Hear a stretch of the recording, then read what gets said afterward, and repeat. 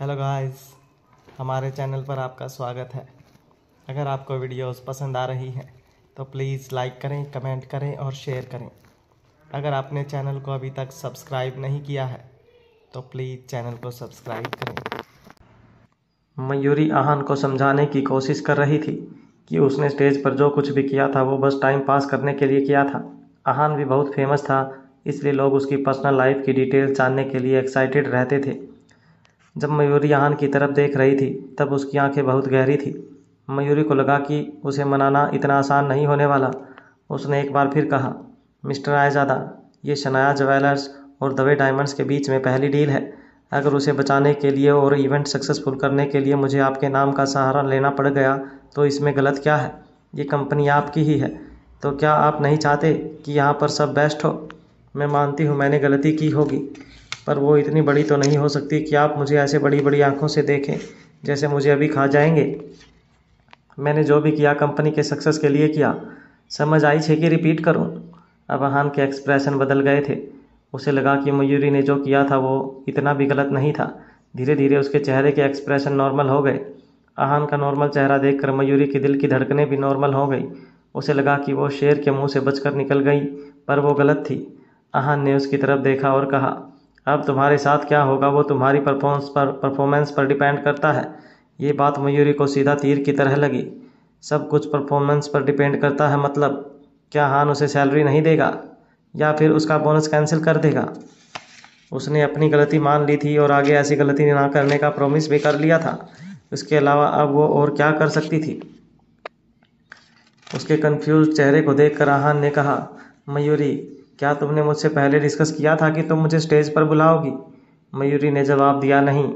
आहान ने आगे कहा, चलो बुला लिया, कोई बात नहीं, पर तुमने मुझसे इतने सारे सवाल किए, क्या हमने इसके बारे में डिस्कस किया था? मयूरी का जवाब फिर से वही था, नहीं। आहान ने फिर से कहा, उन सवालों में तुमने मुझसे मेरी पर्सनल लाइफ के बारे में सवाल पूछे, क्या ये सही था? क्या इसका मार्केटिंग प्रपोजल या प्रोडक्ट से कोई लेना देना था? मयूरी ने कहा, नहीं। आहान ने कहा, मिस मयूरी, तुमने इतना सब कुछ एक साथ किया, क्या तुम्हें नहीं लगता कि अपने बॉस को इस तरह स्टेज पर बुलाकर उससे पर्सनल सवाल पूछना गलत था? अब तुमने गलती की है तो उसकी भरपाई भी तो होनी चाहिए। जब तुमने अच्छा काम किया था तब मैंने खुद तुमसे बोनस दिया था, और अब बारी है तुम्हारे बोनस काटने की। इतनी देर मयूरी आहान की बात नज़रें झुकाए सुन रही थी, पर जैसे ही उसने बोनस काटने की बात की उसकी आंखें ऊपर हो गई। वो अपना बोनस नहीं खोना चाहती थी। उसकी आंखों में गिल्ट साफ नज़र आ रहा था। उसने कहा, मैंने जो भी किया सिर्फ इसलिए किया क्योंकि मैं ऑडियंस का ध्यान डाइवर्ट करना चाहती थी। मेरा कोई और इरादा नहीं था। आपकी इंसल्ट करने का तो बिल्कुल नहीं था। आप जिस भी तरह से चाहें मैं इसकी भरपाई कर सकती हूँ। मयूरी इतना अच्छा खासा अमाउंट अपने हाथों से नहीं जाने दे सकती थी। वो किसी भी तरह आहान को मनाना चाहती थी, इसलिए उसने कहा, प्लीज़ मेरा बोनस मुझसे मत लीजिए। इससे पहले कि वो आहान का जवाब सुन पाती, स्टेज से बहुत तेज चिल्लाने की आवाज़ आने लगी थी। सुहाना का परफॉर्मेंस पूरा हो गया था और लोग उसे चीयर कर रहे थे। Suhana, Suhana, Suhana, you are really beautiful, I love you Suhana. Suhana तुम मेरी जान हो, मैं तुमसे बहुत प्यार करता हूँ। उसकी फ़ैन फॉलोइंग का कोई जवाब नहीं था। उसकी परफॉर्मेंस से सब बहुत ज़्यादा खुश थे। उसकी परफॉर्मेंस के बाद ही इस इवेंट को सक्सेसफुल कहा जा सकता था। मयूरी ने देखा कि आहान के होंठ हिल रहे थे और वो कुछ कह रहा था, पर शोर के बीच में उसे कुछ सुनाई नहीं दे रहा था।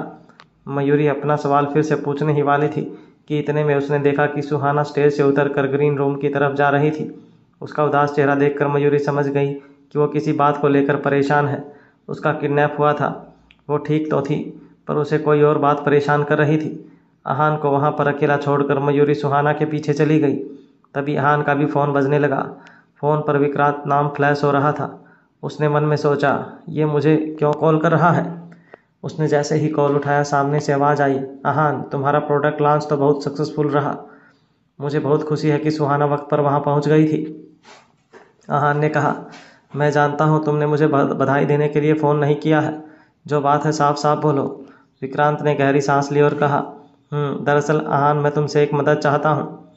ये सुनकर आहान के कान खड़े हो गए। विक्रांत ऐसा इंसान था जो कभी किसी की मदद नहीं मांगता था। उसने पूछा, तुम्हें मुझसे क्या मदद चाहिए?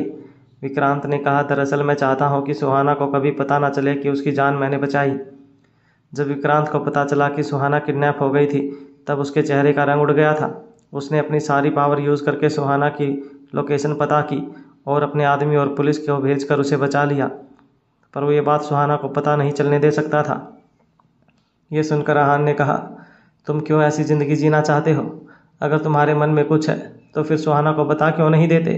वो भी तो तुम्हें चाहती है ना। विक्रांत ने यह सुनकर कहा, मैं जो कर रहा हूँ वही सही है। हम दोनों की दुनिया बहुत अलग है। हमारा एक दूसरे से दूर रहना ही ठीक है। एक दूसरे की खुशी के लिए हमें दूर रहना ही पड़ेगा। हमारा साथ मुश्किल है और यही हमारे लिए सही है। विक्रांत जानता था कि आहान उसकी बात के लिए मना नहीं करेगा, इसलिए उसने ये बात बोलकर फ़ोन काट दिया। दूसरी तरफ मयूरी इस वक्त सुहाना के पीछे भाग रही थी। सुहाना, सुहाना।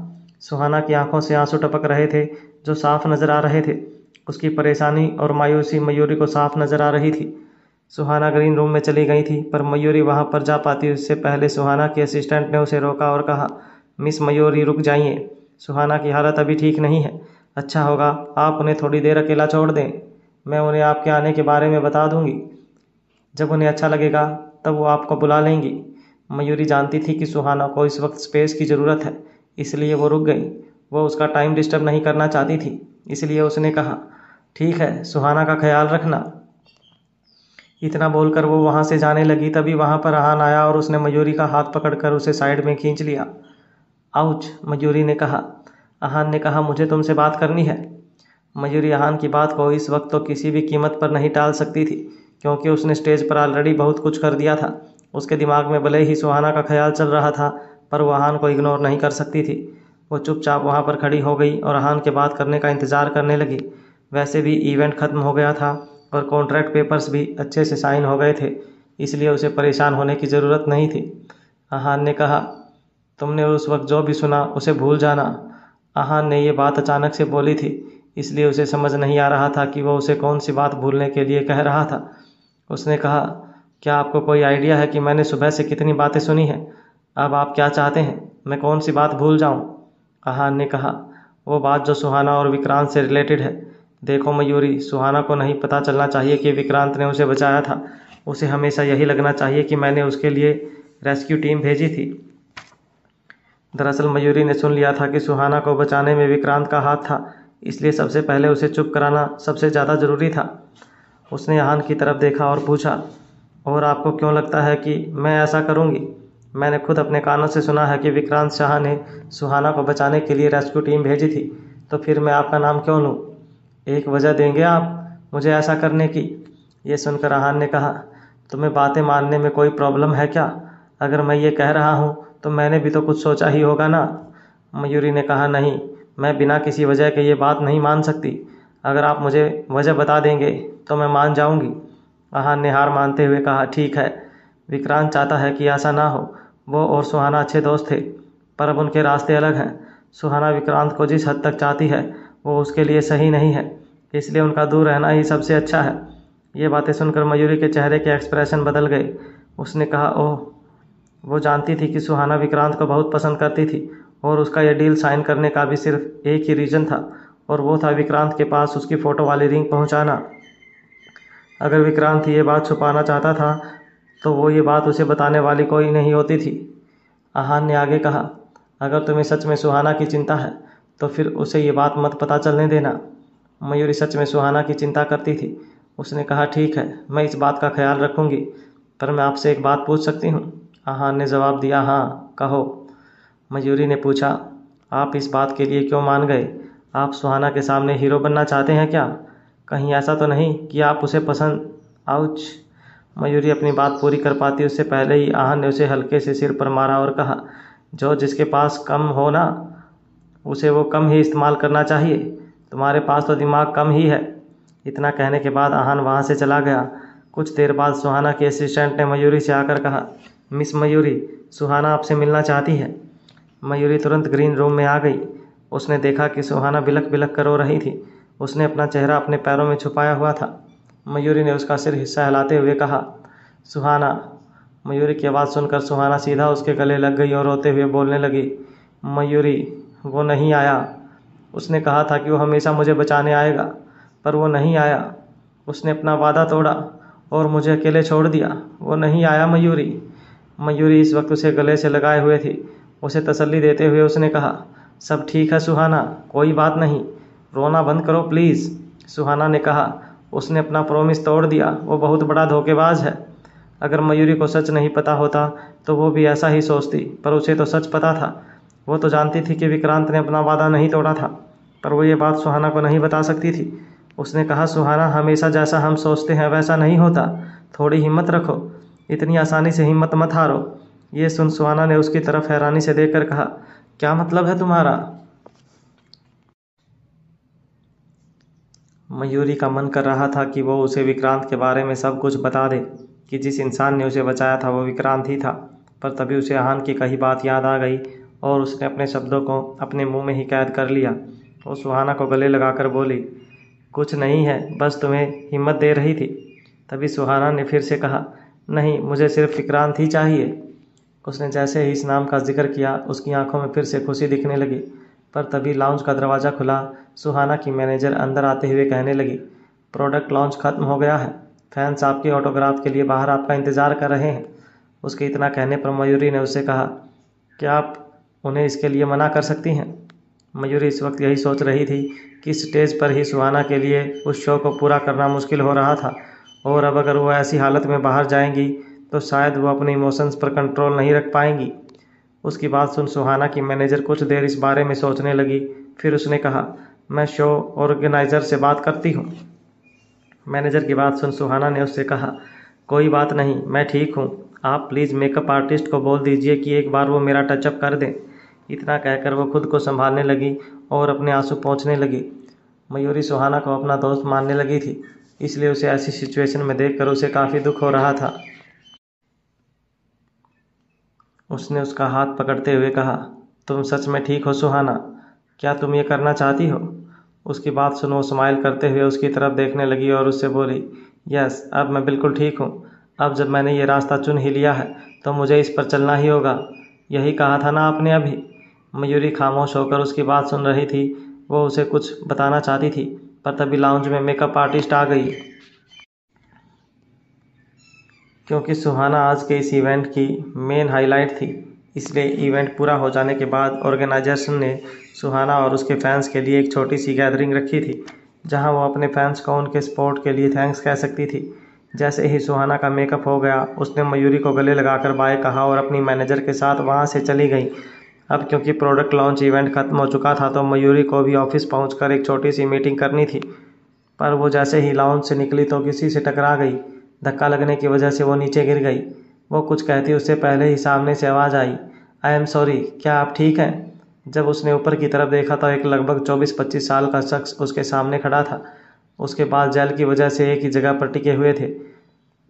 वो इतना ज़्यादा हैंडसम तो नहीं लग रहा था, पर उसकी एक अलग ही अदा थी। पहले वो उसे देख थोड़ी घबरा गई, पर तभी उसे याद आया कि ये ज़रूर सुहाना को ढूंढते हुए यहाँ आया होगा। उसने जल्दी से कहा, सुहाना तो अभी अभी यहाँ से चली गई।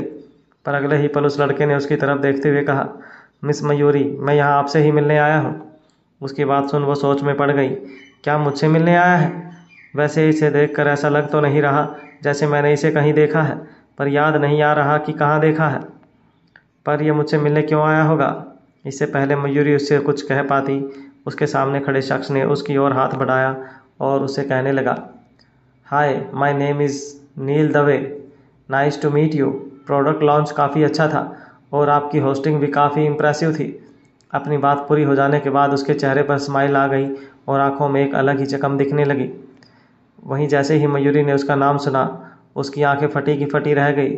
वो उसका नाम दोहराते हुए बोली, नील दवे, ये तो दवे डायमंड के CEO मिस्टर अमन देव के इकलौते बेटे हैं। मयूरी को पता था कि नील लंदन से फ़्लाइट लेकर सिर्फ आज का प्रोडक्ट लॉन्च अटेंड करने के लिए यहाँ आया था, पर वो प्रोडक्ट लॉन्च इवेंट में इतने बिजी थी कि उसने उसकी ओर ध्यान ही नहीं दिया। ये सोचकर वो हल्के से अपने सिर पर मारती हुई खुद से बोली, ए डोबी, तू ये कैसे भूल गई?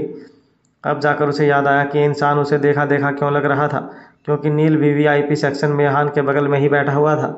जल्द ही मयूरी ने खुद को संभाला और अपने चेहरे पर स्माइल लाते हुए उससे कहने लगी, अच्छा, तो आप मिस्टर नील दवे हैं, आपसे मिलकर खुशी हुई।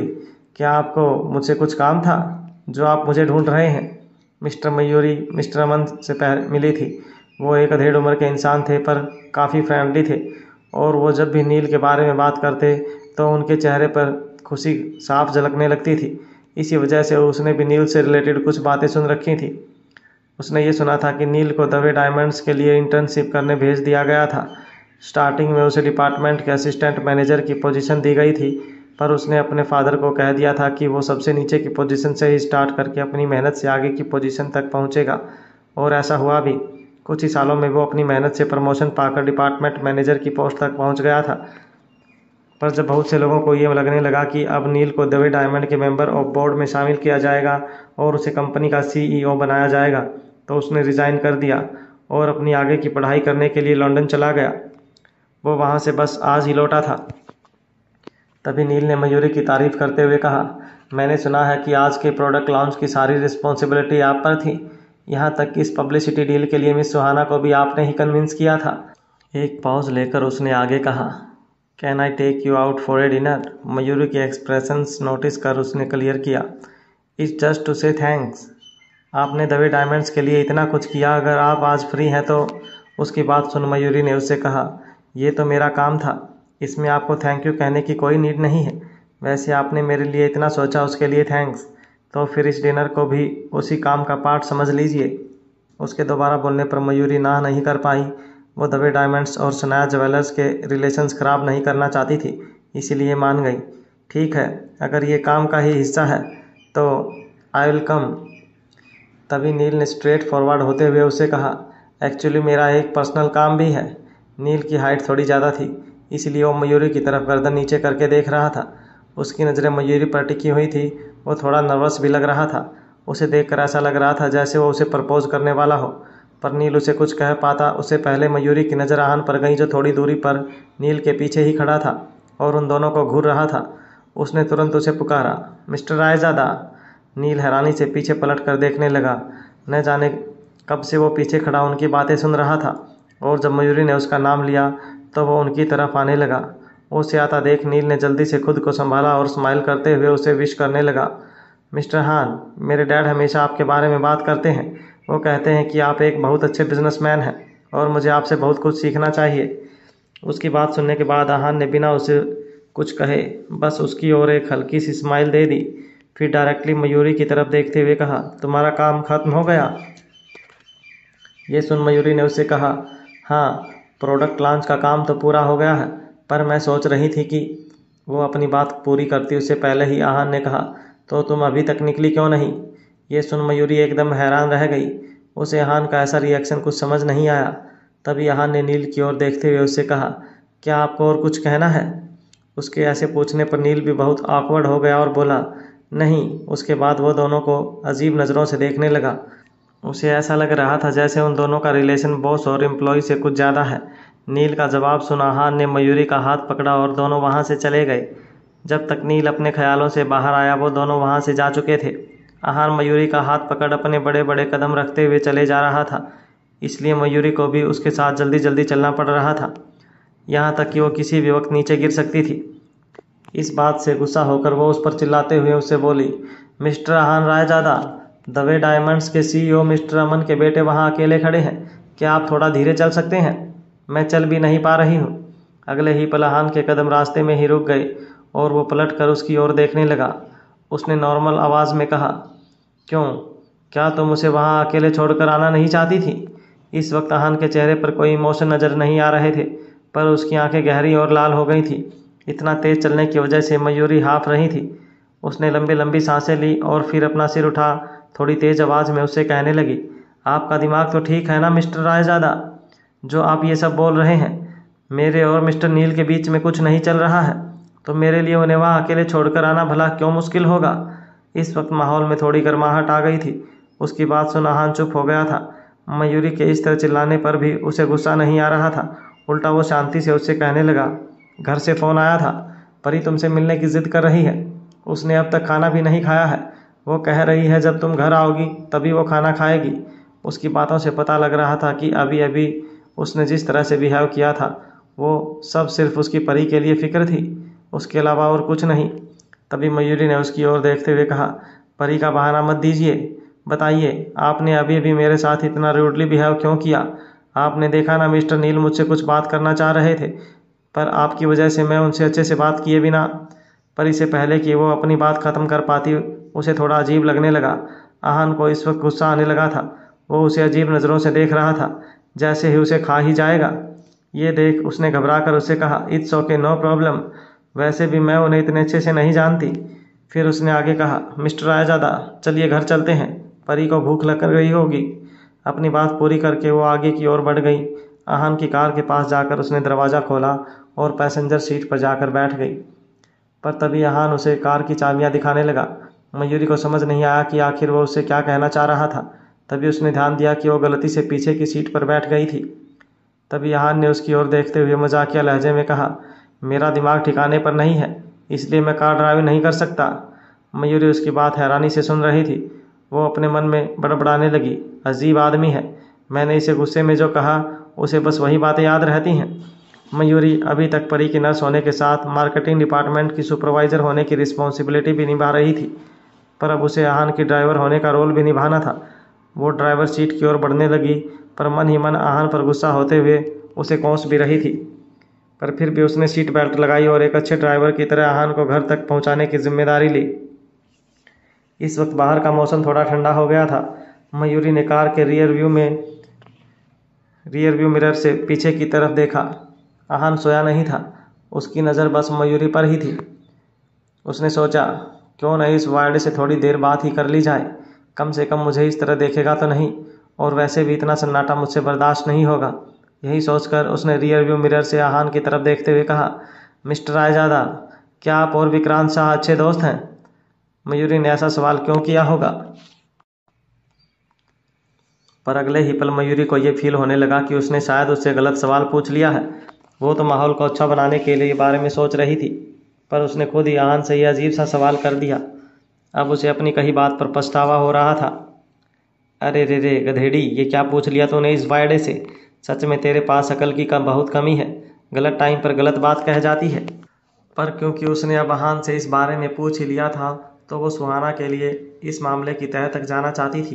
तभी उसने आगे कहा, मैंने सुना है कि जो प्रोडक्ट हमने मिस्टर विक्रांत को भेजा था वो उन्हें बहुत पसंद आया है, और उन्होंने खुशी खुशी उसे एक्सेप्ट भी कर लिया है। वो सच में मिस सुहाना को कितनी केयर करते हैं, पर मुझे ये बात समझ नहीं आई कि आखिर वो उन्हें खुद से दूर क्यों रखते हैं। अपनी बात पूरी करके वो आहान की ओर देखने लगी। उसकी बात सुन आहान ने गहरी सांस लेते हुए उससे कहा, तुम्हें उन दोनों के मामले में घुसने की कोई ज़रूरत नहीं है। उसकी बात सुनने के बाद भी मयूरी उससे विक्रांत के बारे में जानने की कोशिश करते हुए कहने लगी, मिस्टर रायजादा, प्लीज़ बताइए, क्या आप विक्रांत को जानते हैं? वो आपके कितने अच्छे दोस्त हैं? मयूरी के माइंड में इस वक्त सिर्फ सुहाना को ही बातें घूम रही थी। उसने बिल्कुल भी नोटिस नहीं किया था कि आहान का बिना एक्सप्रेशन वाला चेहरा उसकी बातें सुनकर चिढ़ गया था। तभी उसने अपनी आईब्रोज उठाकर उसकी ओर देखकर उससे पूछा, क्या तुम्हें विक्रांत की इतनी फिक्र है? ये सुन मयूरी ने तुरंत बिना किसी हिचकिचाहट के कह दिया, बिल्कुल मिस्टर रायजादा। उसने आगे कहा, मुझे नहीं पता था कि आप दोनों एक दूसरे को इतने अच्छे से जानते हो, इसलिए मैंने अपनी साइड से विक्रांत के बारे में पता लगाने की कोशिश की। वो पहले अनाथालय में रहते थे, फिर उन्हें बाद में शाह फैमिली ने अडॉप्ट कर लिया। शाह इंडस्ट्रीज़ का CEO बनने के लिए उन्होंने शाह फैमिली के असली वारिस को भी पीछे छोड़ दिया था। आहान चुपचाप उसकी बातें सुन रहा था। मयूरी ने अपनी बात को कंटिन्यू करते हुए कहा, उनके बारे में न्यूज़पेपर में भी बहुत सारे आर्टिकल्स थे, इसलिए मैंने किसी रिलायबल पर्सन को ही इस बारे में पता लगाने के लिए चूज़ किया था। मैंने तो ये भी सुना है कि वो बहुत हैंडसम है और बिल्कुल जेंटलमैन दिखते हैं और बहुत स्वीट भी हैं। पर अगर सच में वो इतने अच्छे हैं और सुहाना को भी लाइक करते हैं, तो उसके साथ ऐसा क्यों कर रहे हैं? अपनी बात कह देने के बाद उसे कार में थोड़ा अजीब सा महसूस होने लगा। वो फ्लो में कुछ ज़्यादा ही बोल गई थी। उसने मिरर में से पीछे बैठे आहान की तरफ देखा तो उसका चेहरा गुस्से से लाल हो चुका था। वो देखने के लिए पीछे मुड़ी ही थी कि तभी आहान ने उसे कहा, कैसी पागल लड़की हो तुम, अभी तक उससे मिली भी नहीं हो और उसकी इतनी तारीफ़ें कर रही हो। उसकी बात सुन मयूरी हैरान रह गई और अपने मन में सोचने लगी, क्या कोई हैंडसम लड़का किसी दूसरे हैंडसम लड़के के बारे में तारीफ़ें नहीं सुन सकता? और अगर मैंने उसके सामने विक्रांत की तारीफ़ कर भी दी, उसे हैंडसम कह भी दिया, तो इसमें मैं पागल लड़की हो गई? कहना क्या चाहता है ये वायडा? जब देखो तब मुझसे खुन्नस खाता रहता है। पर आहान के चढ़े हुए एक्सप्रेशन देखकर उसने खुद को थोड़ा शांत किया और अपनी आवाज़ को धीमा करते हुए उससे बोली, नहीं, मैं तो कभी मिस्टर विक्रांत से नहीं मिली, पर सब कहते हैं कि वो बहुत हैंडसम है, तो मुझे लगा वो इतने बुरे भी नहीं होंगे। हालांकि वो चाहे जितने भी हैंडसम हो, पर वो कभी आपका मुकाबला नहीं कर सकते मिस्टर रायजादा, राइट? इतना कहकर वह उसकी तरफ देख स्माइल करने लगी। उसकी बात सुन आहान ने भी उसकी ओर देखा। उसके चेहरे के एक्सप्रेशन तो अभी भी वही थे, पर इस वक्त उसके चेहरे पर एक हल्की सी स्माइल भी देखी जा सकती थी। उसने कहा, चलो कम से कम तुम्हारा टेस्ट तो अच्छा है। फिर थोड़ा सीरियस होते हुए आगे बोला, पर तुम विक्रांत से दूर रहो, तुम्हें उसके मामले में टांग अड़ाने की कोई ज़रूरत नहीं है। ये दूसरी बार था जब वो उसे ये बात समझा रहा था। मयूरी ने भी विक्रांत के बारे में जानने की अपनी तरफ से सभी कोशिशें कर ली थी, पर आहान को इतना सीरियस देखकर उसने अपने कदम पीछे लेना ही सही समझा। इसके बाद रायजादा मैंसन तक पहुंचने दोनों में से किसी ने भी कुछ नहीं कहा।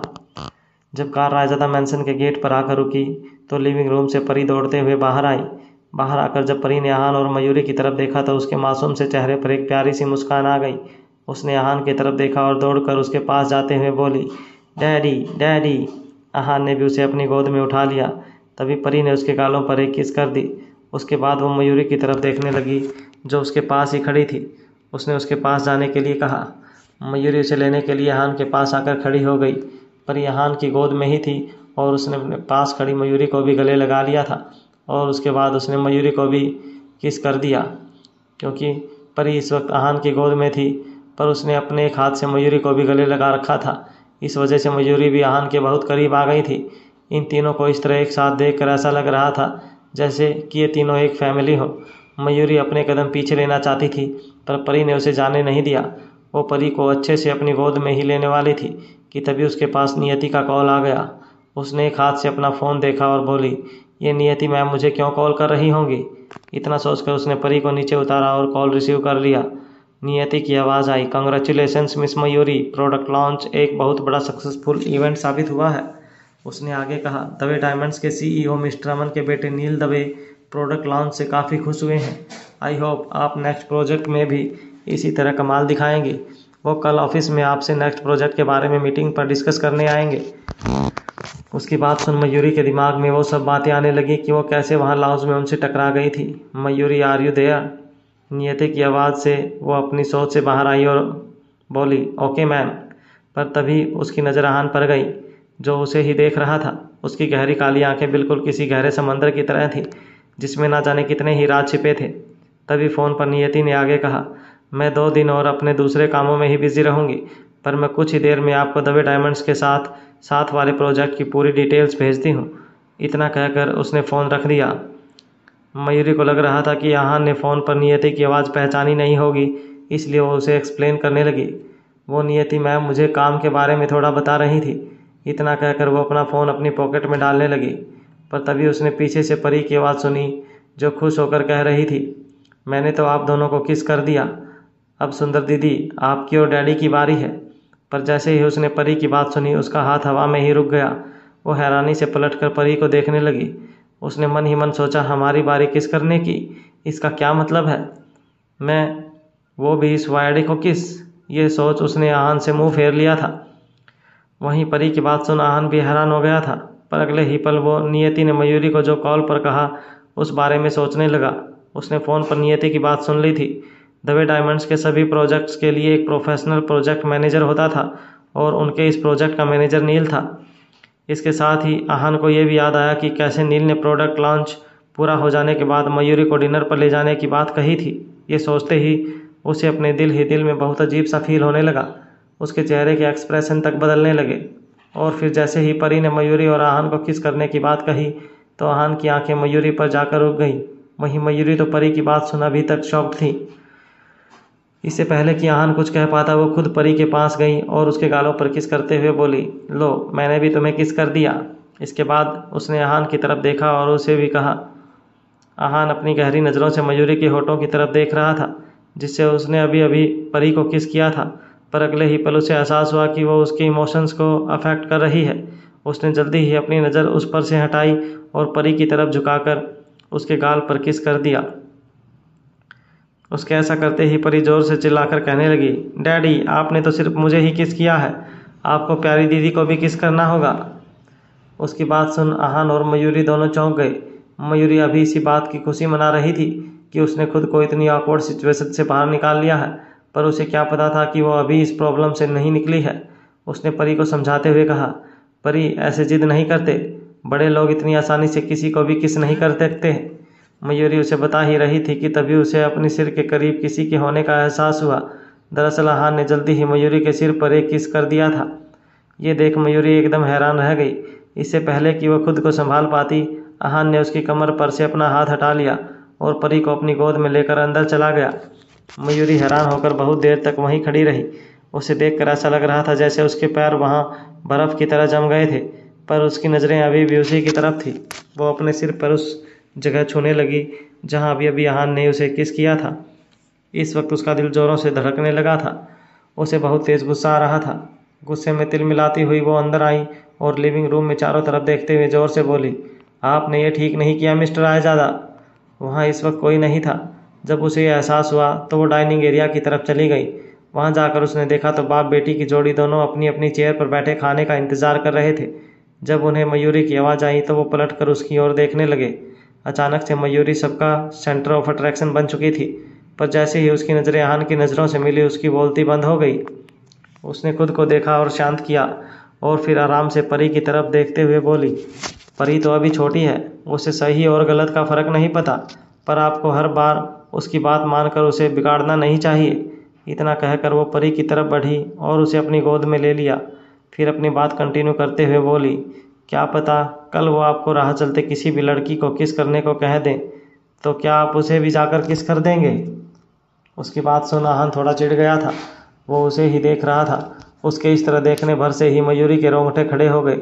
उसने बात संभालते हुए फिर से कहा, नहीं नहीं, मैं तो जस्ट एक एग्जाम्पल दे रही हूँ, मुझे पता है आप ऐसा कभी नहीं करेंगे। इतना कहकर वो उसके चेहरे के बदलते एक्सप्रेशन देखने लगी। जब उसे लगा कि उसने उसकी बात सुन ली है तो उसने फिर से आगे कहा, मुझे लगता है आपको परी को इस बारे में थोड़ा समझा देना चाहिए।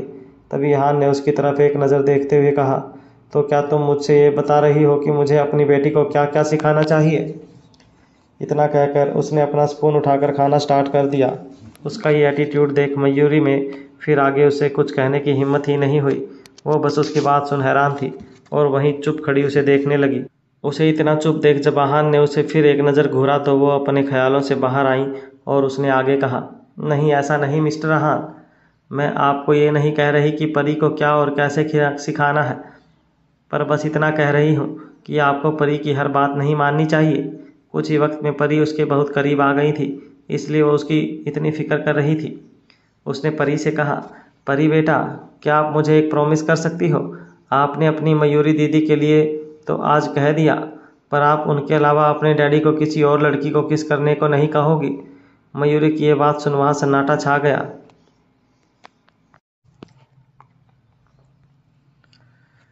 ये बात सुन खाना सर्व कर रहे सारे नौकर हैरानी से मयूरी की तरफ देखने लगे। वर्धन और रिया भी इस वक्त वहीं खड़े थे और उन्होंने जैसे ही ये बात सुनी वो शॉक्ड रह गए। यहाँ तक कि खुद आहान भी मयूरी की बात से बहुत हैरान था, पर जल्दी ही मयूरी को समझ आया कि उसने क्या कह दिया है। वो पैनिक होते हुए जल्दी जल्दी बोली, वो मेरे कहने का ये मतलब नहीं था मिस्टर आयजादा, मैं तो कह रही थी कि परी को ये सब नहीं कहना चाहिए। ये उसके आहान के एक्सप्रेशंस देख उसने कहा, आप मुझे गलत समझ रहे हैं, मैं ऐसा नहीं कह रही हूँ कि आप मुझे किस करो, पर आते जाते किसी भी इंसान को किस करना गलत बात है।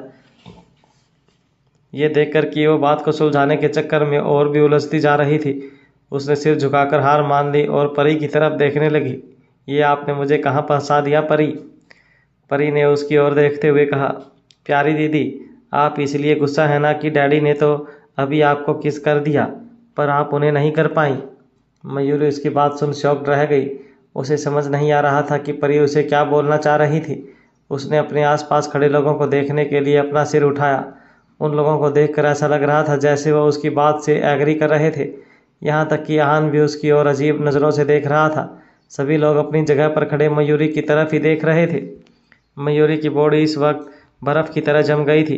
तभी परी अपनी जगह से खड़ी होकर आहान के पास गई और उसका हाथ पकड़कर उसे मयूरी के सामने ले आई। फिर उसने मयूरी से कहा, प्यारी दीदी, लो डैडी आ गए, क्या आप उनको किस करना चाहती हो। अपने ठीक सामने आहान को खड़ा देख मयूरी कांपने लगी। वो इतना ज़्यादा डर गई थी कि वो लड़खड़ाकर नीचे गिरने वाली थी, पर उसने खुद को संभाल लिया और अपने कदम पीछे लेते हुए खुद से बोली, नहीं नहीं, मुझे ये बात यहीं ख़त्म कर देनी चाहिए और मुझे इस वायदे से भी अब कोई शिकायत नहीं है। मैं इतना नुकसान झेल लूँगी। मयूरी मन ही मन यहाँ जो कुछ भी हुआ उसके लिए खुद को कोस रही थी। वो धीरे धीरे अपने कदम पीछे लेने लगी। तभी वो कुर्सी से टकरा गई और पीछे की ओर गिरने ही वाली थी कि आवाज़ आई, संभालो खुद को। आहान ने आगे बढ़ उसकी कमर को पकड़ते हुए उसे अपनी बाहों में ले लिया था। इस वक्त मयूरी के हाथ आहान के सीने पर थे। वो उसकी मस्कुलर बॉडी को निहारे जा रही थी। उसके इतने करीब होने की वजह से वो उसके दिल की धड़कन अच्छे से सुन पा रही थी। पर अगले ही पल उसने जल्दी से उसके सीने से हाथ हटाया और बोली, सॉरी मिस्टर रायजादा, वो मैं गलती से, मैंने जानबूझकर ये सब नहीं किया। आहान ने उसके लाल हुए गालों को देखते हुए उससे कहा, नहीं नहीं, हमें इस बात पर ध्यान नहीं देना चाहिए, मैं थोड़ा नुकसान झेल लूँगा। मयूरी चुपचाप आहान की बातें सुन रही थी। तभी उसे याद आया, ये बात तो उसने अभी अभी खुद से कही थी। दरअसल आहान उसके इतने पास था और फिर उसकी हियरिंग पावर वैसे भी बहुत तेज़ थी। मयूरी ने गुस्सा करते हुए उससे कहा, मुझे आपकी हेल्प की कोई ज़रूरत नहीं है मिस्टर रायजादा, मुझे छोड़िए। ये सुन आहान ने एकदम से उसे छोड़ दिया और वो इससे पहले कि खुद को संभाल पाती वो नीचे गिर गई और दर्द में चिल्लाने लगी। उसने गुस्से से आहान की तरफ देखा और वो तो उसकी ओर मज़े लेते हुए देख रहा था।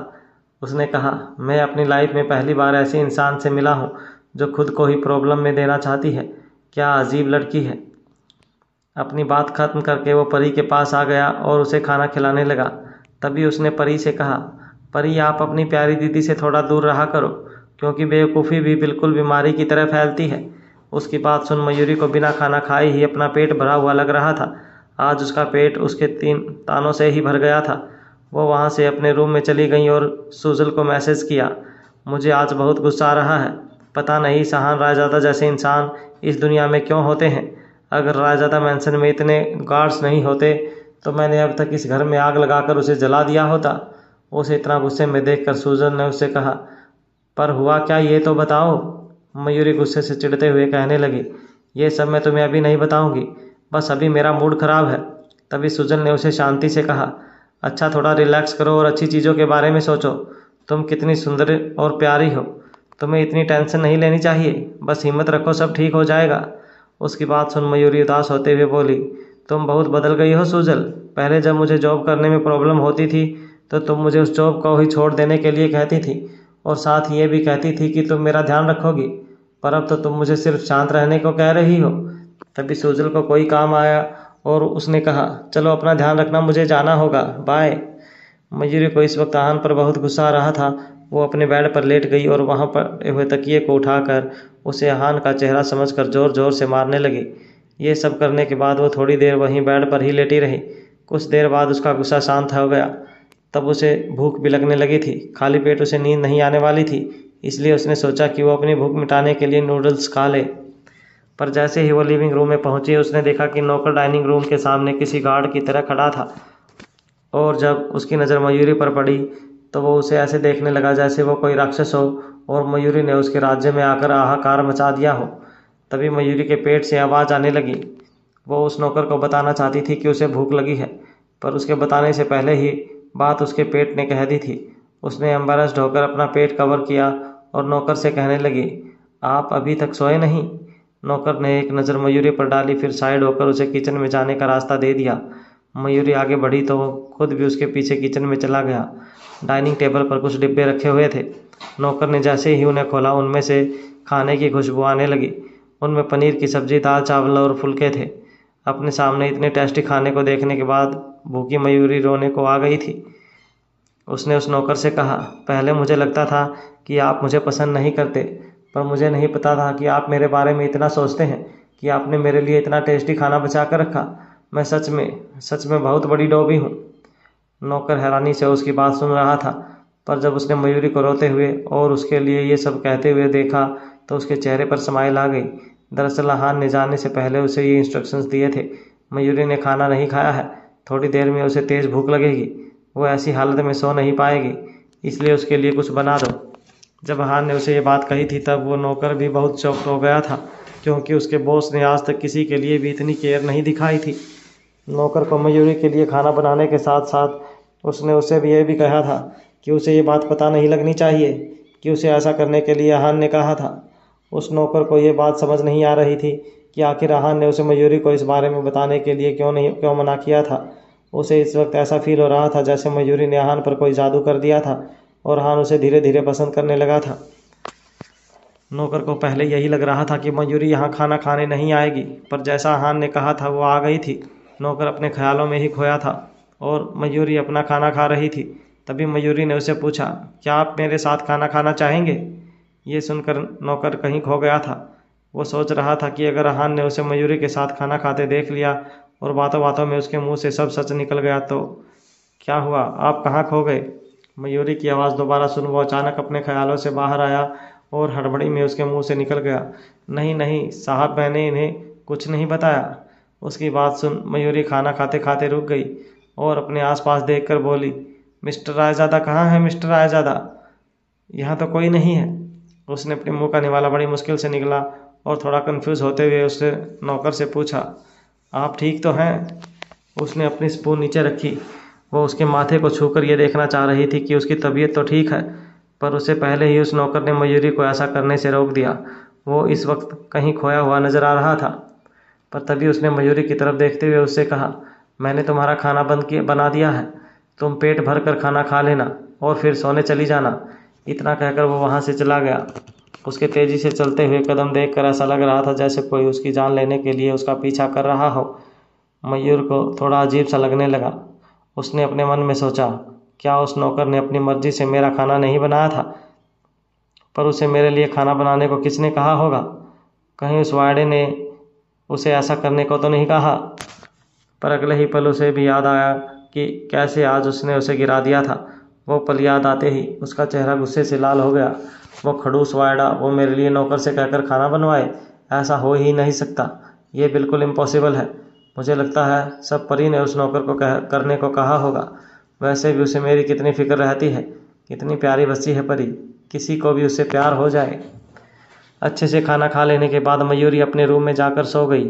अगले दिन किसी ज़रूरी काम की वजह से वो सुबह जल्दी ही ऑफिस के लिए निकल गई थी। जब आहान सुबह उठकर नीचे आया तो उसने मयूरी कहीं नहीं दिखाई दी। उसे देखकर नौकर ने कहा, साहब नाश्ता तैयार है। आहान डाइनिंग टेबल की तरफ आने लगा। उसने उसी नौकर से पूछा, मयूरी कहाँ है? नौकर ने जवाब में कहा, साहब वो मयूरी जी तो आज जल्दी ही ऑफिस के लिए चली गई। उन्हें देखकर ऐसा लग रहा था जैसे उन्हें बहुत ज़रूरी काम हो। जैसे ही उसने ये बात सुनी उसके कदम बीच में ही रुक गए। उसने नौकर की तरफ मुड़कर कहा, उसने ऑफिस जाते वक्त एग्जैक्टली क्या कहा था? साहब वो उन्होंने कहा था। कुछ सोचते हुए वो आगे बोला, मैं आज ऑफिस के लिए जल्दी जा रही हूँ, मुझे आज वहाँ किसी का वेलकम करना है। हाँ साहब, यही कहा था। नौकर ने मयूरी के कहे शब्द हूबहू कह दिए थे, पर अगले ही पल उसने देखा कि आहान के चेहरे के एक्सप्रेशंस बदल रहे थे। वो अपना काम करने लगा। वहीं उसका जवाब सुन आहान ने खुद से कहा, ये आज ऑफिस में किसका वेलकम करने गई है? उसके चेहरे पर टेंशन साफ दिखाई देने लगी थी। तब तक नौकर ने उसका नाश्ता सर्व कर दिया था और आहान ने बिना नाश्ता किए ही उससे कहा, ऑफिस जाने के लिए मेरी गाड़ी निकलवाओ। नौकर ये सुन एकदम हैरान हो गया, पर आहान का ऑर्डर था तो वो तो मना कैसे कर सकता था। दवे डायमंड्स का प्रोडक्ट लॉन्च काफ़ी सक्सेसफुल रहा था। चारों तरफ बस इसी की बातें हो रही थी। वहाँ मयूरी ने जैसे ही ऑफिस में एंटर किया सभी एम्प्लॉयज़ उसे कॉन्ग्रेचुलेट करने लगे। तभी उसके पीछे आती हुई इंटर्न सीना ने खुश होते हुए उससे कहा, सुपरवाइज़र मयूरी, अब कोई भी आपकी एबिलिटी पर क्वेश्चन नहीं कर सकता। प्रोडक्ट लॉन्च इतना सक्सेसफुल जो रहा। तभी उसके पीछे से सेक्रेटरी की आवाज़ गूंजती हुई सुनाई दी, सिर्फ एक प्रोजेक्ट से कंपनी नहीं चलती, हमें उनके साथ ऐसे टर्म्स बनाने हैं कि वो अपने आगे आने वाले प्रोजेक्ट्स भी हमें ही दें। इतना कहकर उसने मयूरी के हाथों में एक पेपर पकड़ा दिया जिस पर आज का शेड्यूल लिखा हुआ था। फिर आगे बोली, आज 10 बजे दवे डायमंड्स के CEO मिस्टर अमन के बेटे मिस्टर नील दवे आने वाले हैं। उनके साथ उनका पुराना प्रोजेक्ट मैनेजर भी होगा। बाकी डिटेल इस शीट में है, तुम देख लेना।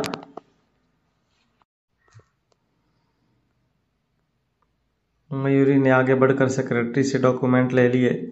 वो उन्हें चेक करने लगी तभी उसने देखा कि फाइल में नील दवे की फ़ोटो भी लगी थी। वो जब फाइल में लगे डॉक्यूमेंट्स देख रही थी तब सेक्रेटरी ने उसे बताया, ये मिस्टर नील दवे की फ़ोटो है। उनके बारे में कुछ अफवाहें हैं, पर मैंने सुना है कि वो एक अच्छे इंसान हैं और उनके साथ काम करना भी काफ़ी इजी है। मयूरी उससे पहले ही प्रोडक्ट लॉन्चिंग इवेंट में बैक स्टेज मिल चुकी थी। वो उसके बारे में सोचने लगी कि वो फ़ोटो से ज़्यादा रियल में देखने पर अच्छा लग रहा था, और उसने तो कल उसे बाहर खाने पर ले जाने के लिए भी इनवाइट किया था। तभी उसने अपने मन में सोचा, अगर मुझे ये बात पहले पता होती कि ये प्रोजेक्ट वही हैंडल करने वाले हैं तो मैं कल वहाँ से मिस्टर रायज़ादा के साथ ऐसे नहीं जाती। पर इस बारे में तो मुझे कल रायज़ादा मैंसन पहुँचने के बाद पता लगा, वो भी तब जब नियति मैम का कॉल आया। पर क्या वो मेरे इस बिहेवियर की वजह से मुझे रूड समझेंगे? रिलैक्स मयूरी, अभी से इतनी टेंशन मत ले, देखा जाएगा जो होगा। मयूरी अपने ख्यालों में खोई उस डॉक्यूमेंट को अपनी सीट की तरफ ले जा रही थी कि तभी उसने सुना कि कुछ लोग नील दवे का नाम ले रहे थे। उसने पीछे मुड़कर देखा तो नील ही वहाँ आ रहा था। उसने आज ग्रे कलर का सूट पहन रखा था और कल जैसे ही बालों को जेल से एकदम सेट कर रखा था। उसके चेहरे पर एक हल्की सी स्माइल थी। उसे इतनी जल्दी यहाँ देख वो हैरान रह गई। वो जल्दी से सेक्रेटरी की तरफ गई और उससे बोली, दवे डायमंड्स के टीम तो 10 बजे आने वाली थी, तो फिर अभी कैसे आ गई? उसकी बात सुन सेक्रेटरी ने शेड्यूल फिर से चेक करते हुए कहा, मुझे भी नहीं पता कि ये लोग जल्दी कैसे आ गए, पर अपॉइंटमेंट सुबह 10 बजे का ही फिक्स हुआ था। अगले ही पल नील डिपार्टमेंट के एंट्रेंस पर पहुंच चुका था। पर तभी मयूरी ने नोटिस किया कि नील अकेला ही आया था। उसने उसे देखकर कहा, दवे डायमंड्स की बाकी टीम कहाँ है? उसकी बात सुन नील को हंसी आ गई। उसने अपने दोनों हाथों को पॉकेट में डालते हुए कहा, डोंट वरी मिस मयूरी, मेरी टीम अभी नहीं आई है, मैं थोड़ा जल्दी यहाँ आ गया। फिर उसने मयूरी के पास आकर एक शर्मीले लड़के की तरह अपने बालों में हाथ फेरते हुए कहा, वो मैं कल रात आपको बाहर डिनर पर ले जाना चाहता था, प्रोजेक्ट के रिगार्डिंग ही कुछ डिस्कस करने के लिए, पर कल तो वहाँ जाना पॉसिबल नहीं हो पाया, इसलिए मैं आज यहाँ जल्दी आ गया। आपने ब्रेकफास्ट कर लिया? इससे पहले कि मयूरी कुछ कह पाती, नील ने ही अपनी बात कंटिन्यू करते हुए कहा, मुझे एक अच्छे रेस्टोरेंट के बारे में पता है और वो शनाया ज्वेलर्स के ऑफिस के पास में ही है। क्या हम आज साथ में ब्रेकफास्ट कर सकते हैं? अगर नील ने यह कभी और पूछा होता तो शायद मयूरी उसके साथ ना जाती, पर क्योंकि उसे सच में प्रोजेक्ट से रिलेटेड कुछ बातें डिस्कस तो करनी थी, इसलिए वो उसे मना नहीं कर सकती थी। और फिर उसने सच में ब्रेकफास्ट नहीं किया था, तो उसने कहा, श्योर, हम चल सकते हैं। ये सुन नील ने एक जेंटलमैन की तरह साइड होकर उसे रास्ता दिया और चलने का इशारा करते हुए बोला, good then let's go. Mayuri को उससे काफ़ी अच्छी वाइब्स आ रही थी। उसने अपने मन में सोचा, ये तो सच में काफ़ी अच्छे इंसान हैं, सबको कितने अच्छे से रिस्पेक्ट देते हैं। सेक्रेटरी ने इनके बारे में बिल्कुल सही बताया था, चलो बढ़िया है, फ्यूचर में इनके साथ काम करने में आसानी रहेगी। तभी लिफ्ट का दरवाज़ा खुल गया। मयूरी नील से कुछ पूछने ही वाली थी कि उसका ध्यान लिफ्ट से बाहर निकलते रिया और आहान पर चला गया। आहान आज ब्लैक सूट में काफ़ी हैंडसम लग रहा था। उसकी मस्कुलर बॉडी की वजह से हर एक कलर उस पर अच्छा लगता था। एक्स मार्शल आर्टिस्ट होने की वजह से उसकी बॉडी बिल्कुल अट्रैक्टिव दिखने लगी थी, जिसे देख कोई भी लड़की उसकी ओर अट्रैक्ट हो जाए। मयूरी भी उसे देख हो गई थी, पर अगले ही पल उसने अपनी नज़रें उस पर से हटा ली। वहीं जब आहान ने मयूरी को नील के साथ खड़ा देखा तो उसके एक्सप्रेशंस बदल गए। वो चलते चलते रिया के साथ कुछ इम्पोर्टेंट डिस्कस कर रहा था, पर उन दोनों को साथ देख वो चलते चलते रुक गया था। वहीं रिया का ध्यान बस आहान को रिपोर्ट करने में था। उसने उसके रिएक्शन की तरफ ध्यान ही नहीं दिया। रिया को उस रिपोर्ट करते हुए कह रही थी, सर, आज के शेड्यूल के अकॉर्डिंग दवे डायमंड्स के सीईओ मिस्टर अमन के बेटे 10 बजे मीटिंग के लिए ऑफिस आने वाले हैं। उसने अपनी बात ख़त्म करके आहान की तरफ देखा तो आहान ने कहा, वो ऑलरेडी यहाँ आ चुके हैं। ये सुन रिया ने तुरंत आहान की नज़रों का पीछा करते हुए नील की ओर देखा, जो इस वक्त मयूरी के साथ खड़ा था। ये देखकर वो भी थोड़ा हैरान रह गई। नील ने आगे बढ़कर आहान से कहा, गुड मॉर्निंग मिस्टर आहान, मुझे नहीं पता कि आप भी इतनी जल्दी ऑफिस आ जाएंगे। आहान उसकी बातों को इग्नोर कर उसके साइड में खड़ी मयूरी की तरफ देखने लगा। उसे ऐसे अपनी ओर देखते हुए देखकर मयूरी उसके पास आई और स्माइल करते हुए बोली, गुड मॉर्निंग मिस्टर रायज़ादा। पर उसकी बात सुन आहान की नज़रें और भी गहरी हो गई और उसने कोई रिप्लाई नहीं किया। उसके मन में बस यही चल रहा था कि आखिर मयूरी इस नील के साथ क्यों थी। खुद को इग्नोर हुआ देखकर मयूरी भी वहाँ से अपना सिर झुकाकर चुपचाप जाने लगी। पर तभी आहान ने उसे कहा, तुम कहाँ जा रही हो? मयूरी के कदम वहीं रुक गए। ब्रेकफास्ट के लिए? अपनी बात कहकर वो उसकी तरफ देखने लगी, पर उसे थोड़ा अजीब लग रहा था। वहीं आहान की बात सुनकर नील ने उसे कहा, मैं इंडिया और इस सिटी के बारे में ज़्यादा कुछ जानता नहीं, इसलिए मैं आज यहाँ जल्दी आ गया था। मैं मिस मयूरी से इन सब के बारे में जानना चाहता था, इसलिए मैंने ही इनसे रेस्टोरेंट चलने को कहा। और अब वैसे भी दवे डायमंड्स और सनाया ज्वेलर्स पार्टनर्स हैं, तो इतना तो चलता है। हालांकि उसकी बातों से साफ पता लग रहा था कि वो प्रोजेक्ट से ज़्यादा मयूरी में इंटरेस्टेड था। तभी उसने आगे कहा, मिस्टर हान, क्या आप हमें ज्वाइन करना चाहेंगे? यहीं पास ही एक अच्छा रेस्टोरेंट है। हान ऐसे ही उसके साथ नहीं जा सकता था, वो कंपनी का CEO था। नील को भी यही लग रहा था कि वो उसके ऑफ़र को रिजेक्ट कर देगा। उसने फॉर्मेलिटी के लिए उससे पूछा था, पर अब वो अपने दिए ऑफ़र के रिजेक्ट होने का वेट कर रहा था। पर इससे पहले कि आहान कुछ कह पाता, मयूरी ने उससे कहा, मिस्टर रायजादा बहुत बिजी रहते हैं, उन पर बहुत सी रिस्पॉन्सिबिलिटीज़ हैं, इसलिए उनके पास हम लोगों के साथ ब्रेकफास्ट करने का टाइम नहीं होगा। नील से ये बोल उसने आहान से कहा, इट्स ओके मिस्टर रायजादा, हम आपको परेशान नहीं करेंगे, टेक केयर। इतना कहकर मयूरी जल्दी से वहाँ से जाने के लिए मुड़ी, पर तभी आहान ने कहा, ओके। उसकी बात सुन मयूरी जैसे जम सी गई। उसे यकीन नहीं हो रहा था कि आहान इतनी आसानी से कैसे मान गया। और वैसे आहान अपनी कंपनी का CEO था और नील सिर्फ एक प्रोजेक्ट मैनेजर। नील CEO का बेटा ज़रूर था, पर आहान को इन सब के फ़र्क नहीं पड़ता था। नील को भी समझ नहीं आ रहा था कि एक CEO बिना अपॉइंटमेंट के ऐसा इनविटेशन कैसे एक्सेप्ट कर सकता है। आहान ने मयूरी की तरफ अजीब तरीके से देखने के बाद नील की ओर देखते हुए कहा, आई कैन कम बिकॉज मेरा भी अभी तक ब्रेकफास्ट नहीं हुआ है, हम साथ में ब्रेकफास्ट कर सकते हैं। मयूरी कुछ कह पाती उससे पहले ही आहान उसका हाथ पकड़ आगे बढ़ गया। चलते चलते ही मयूरी ने उसे कहा, मिस्टर रायजादा, ये आप क्या कर रहे हैं? मेरा हाथ छोड़िए, मैं अपने आप चल सकती हूँ। मयूरी ने ये बात उसे बहुत आराम से कही थी, क्योंकि उसके आसपास इस वक्त बहुत से लोग थे। अगर उन्हें वहाँ कोई ऐसे देख लेता तो लोग उनके बारे में गलत सोचने लगते। इस वक्त ये बात सिर्फ उनके पीछे खड़े नील ने ही नोटिस की थी। ये देख वो तो जैसे चलना ही भूल गया और अपनी जगह पर ही रुक गया। जब आहान ने देखा कि नील पीछे रह गया है, तो उसने मयूरी का हाथ ये प्रिटेंड करते हुए छोड़ दिया जैसे उसने कुछ किया ही नहीं। तभी उसने मयूरी से कहा, एक तो तुम पहले ही अपने छोटे पैरों से इतने धीरे चलती हो, इसमें अगर मैं तुम्हारी हेल्प करूं तो तुम्हें फिर भी प्रॉब्लम है। उसकी बात सुन मयूरी की आंखें और भी ज़्यादा बड़ी हो गई। उसे देखकर ऐसा लग रहा था जैसे वो उसे खा ही जाएगी। वो उसे कुछ कहने ही वाली थी कि तभी उसने देखा कि नील उनके पीछे ही है, इसलिए उसने अपने शब्दों को फिर से निकल लिया। वो अपने मन ही मन बड़बड़ाते हुए बोली, अभी रहने दे मयूरी, अगर तूने किसी बाहर वाले इंसान के सामने इस वायडे को कुछ कह दिया तो ये फिर कहीं गुस्से में आकर तेरा बोनस न काट कर दे। वैसे भी इस इंसान के गुस्से का कुछ पता नहीं होता, कब कहाँ निकल जाए।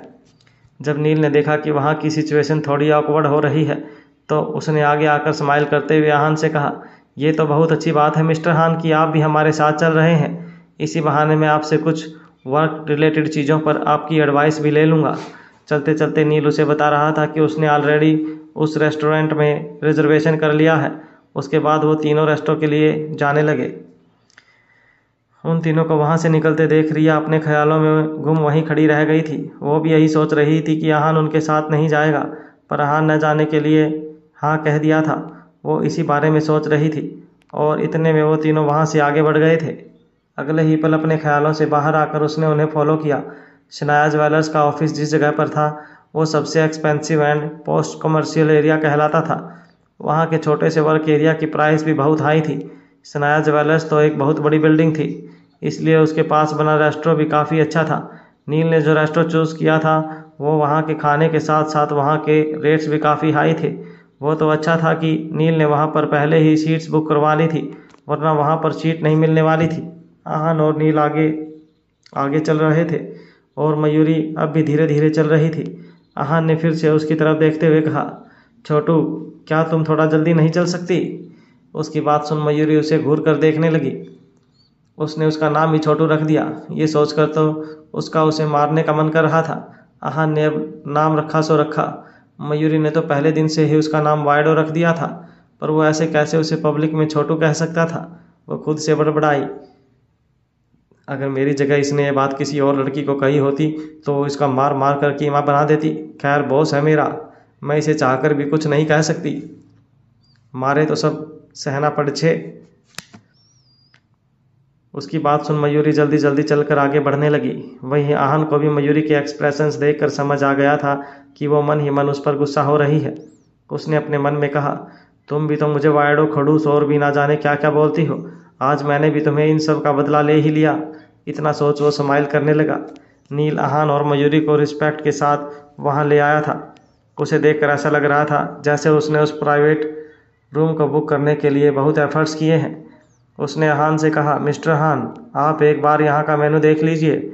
इतना कहकर नील ने मेनू बुक अहान की तरफ बढ़ा दी, पर अहान ने मेनू देखे बिना ही उसे मयूरी की तरफ बढ़ा दिया। लो, पहले तुम चूज़ कर लो। मयूरी ने मेनू देखा, पर जैसे ही उसने मेनू में लिखे प्राइस देखे वो हैरान रह गई।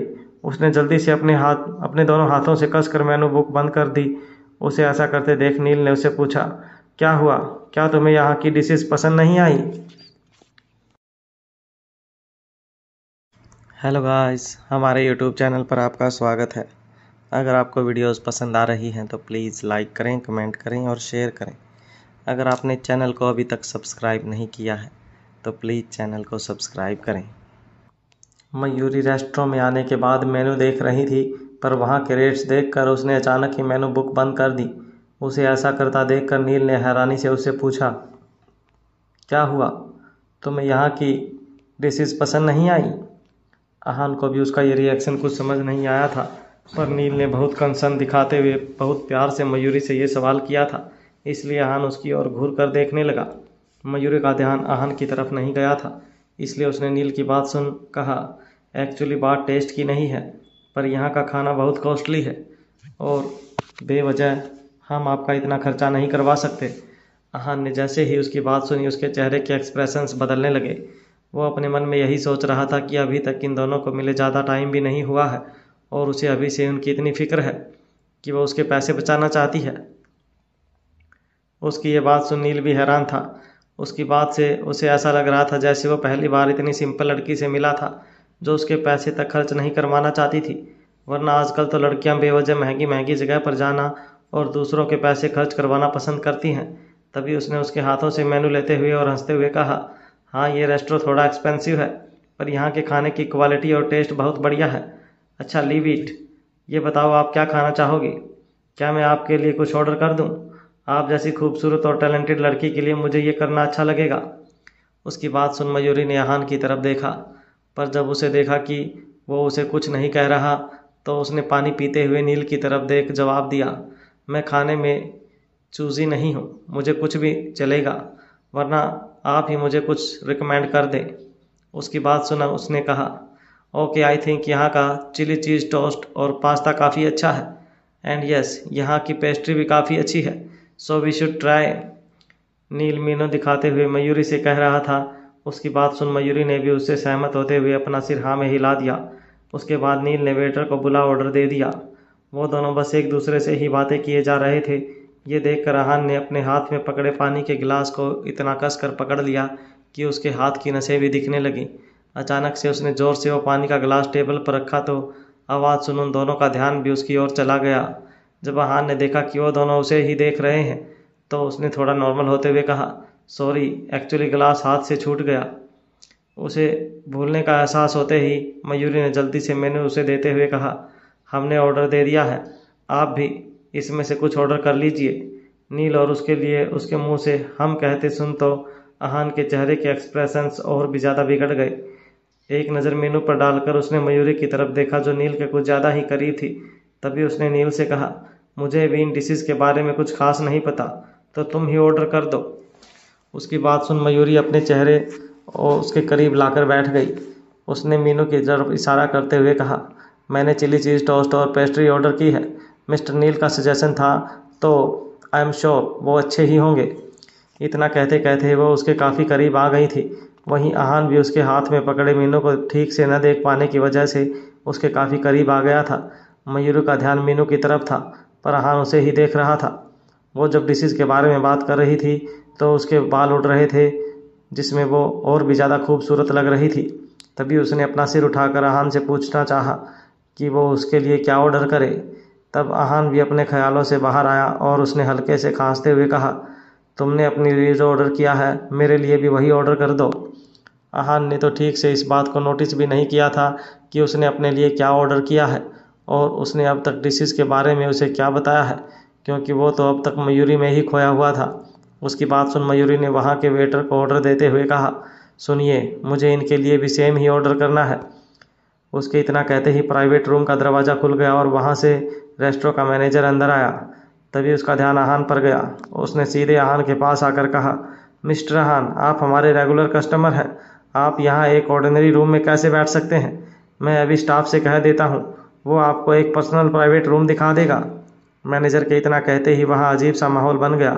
मयूरी ने अपना सिर आहान की तरफ घुमाया और उसे इस तरह देखा जैसे उसने पूछना चाह रही हो, रेगुलर कस्टमर?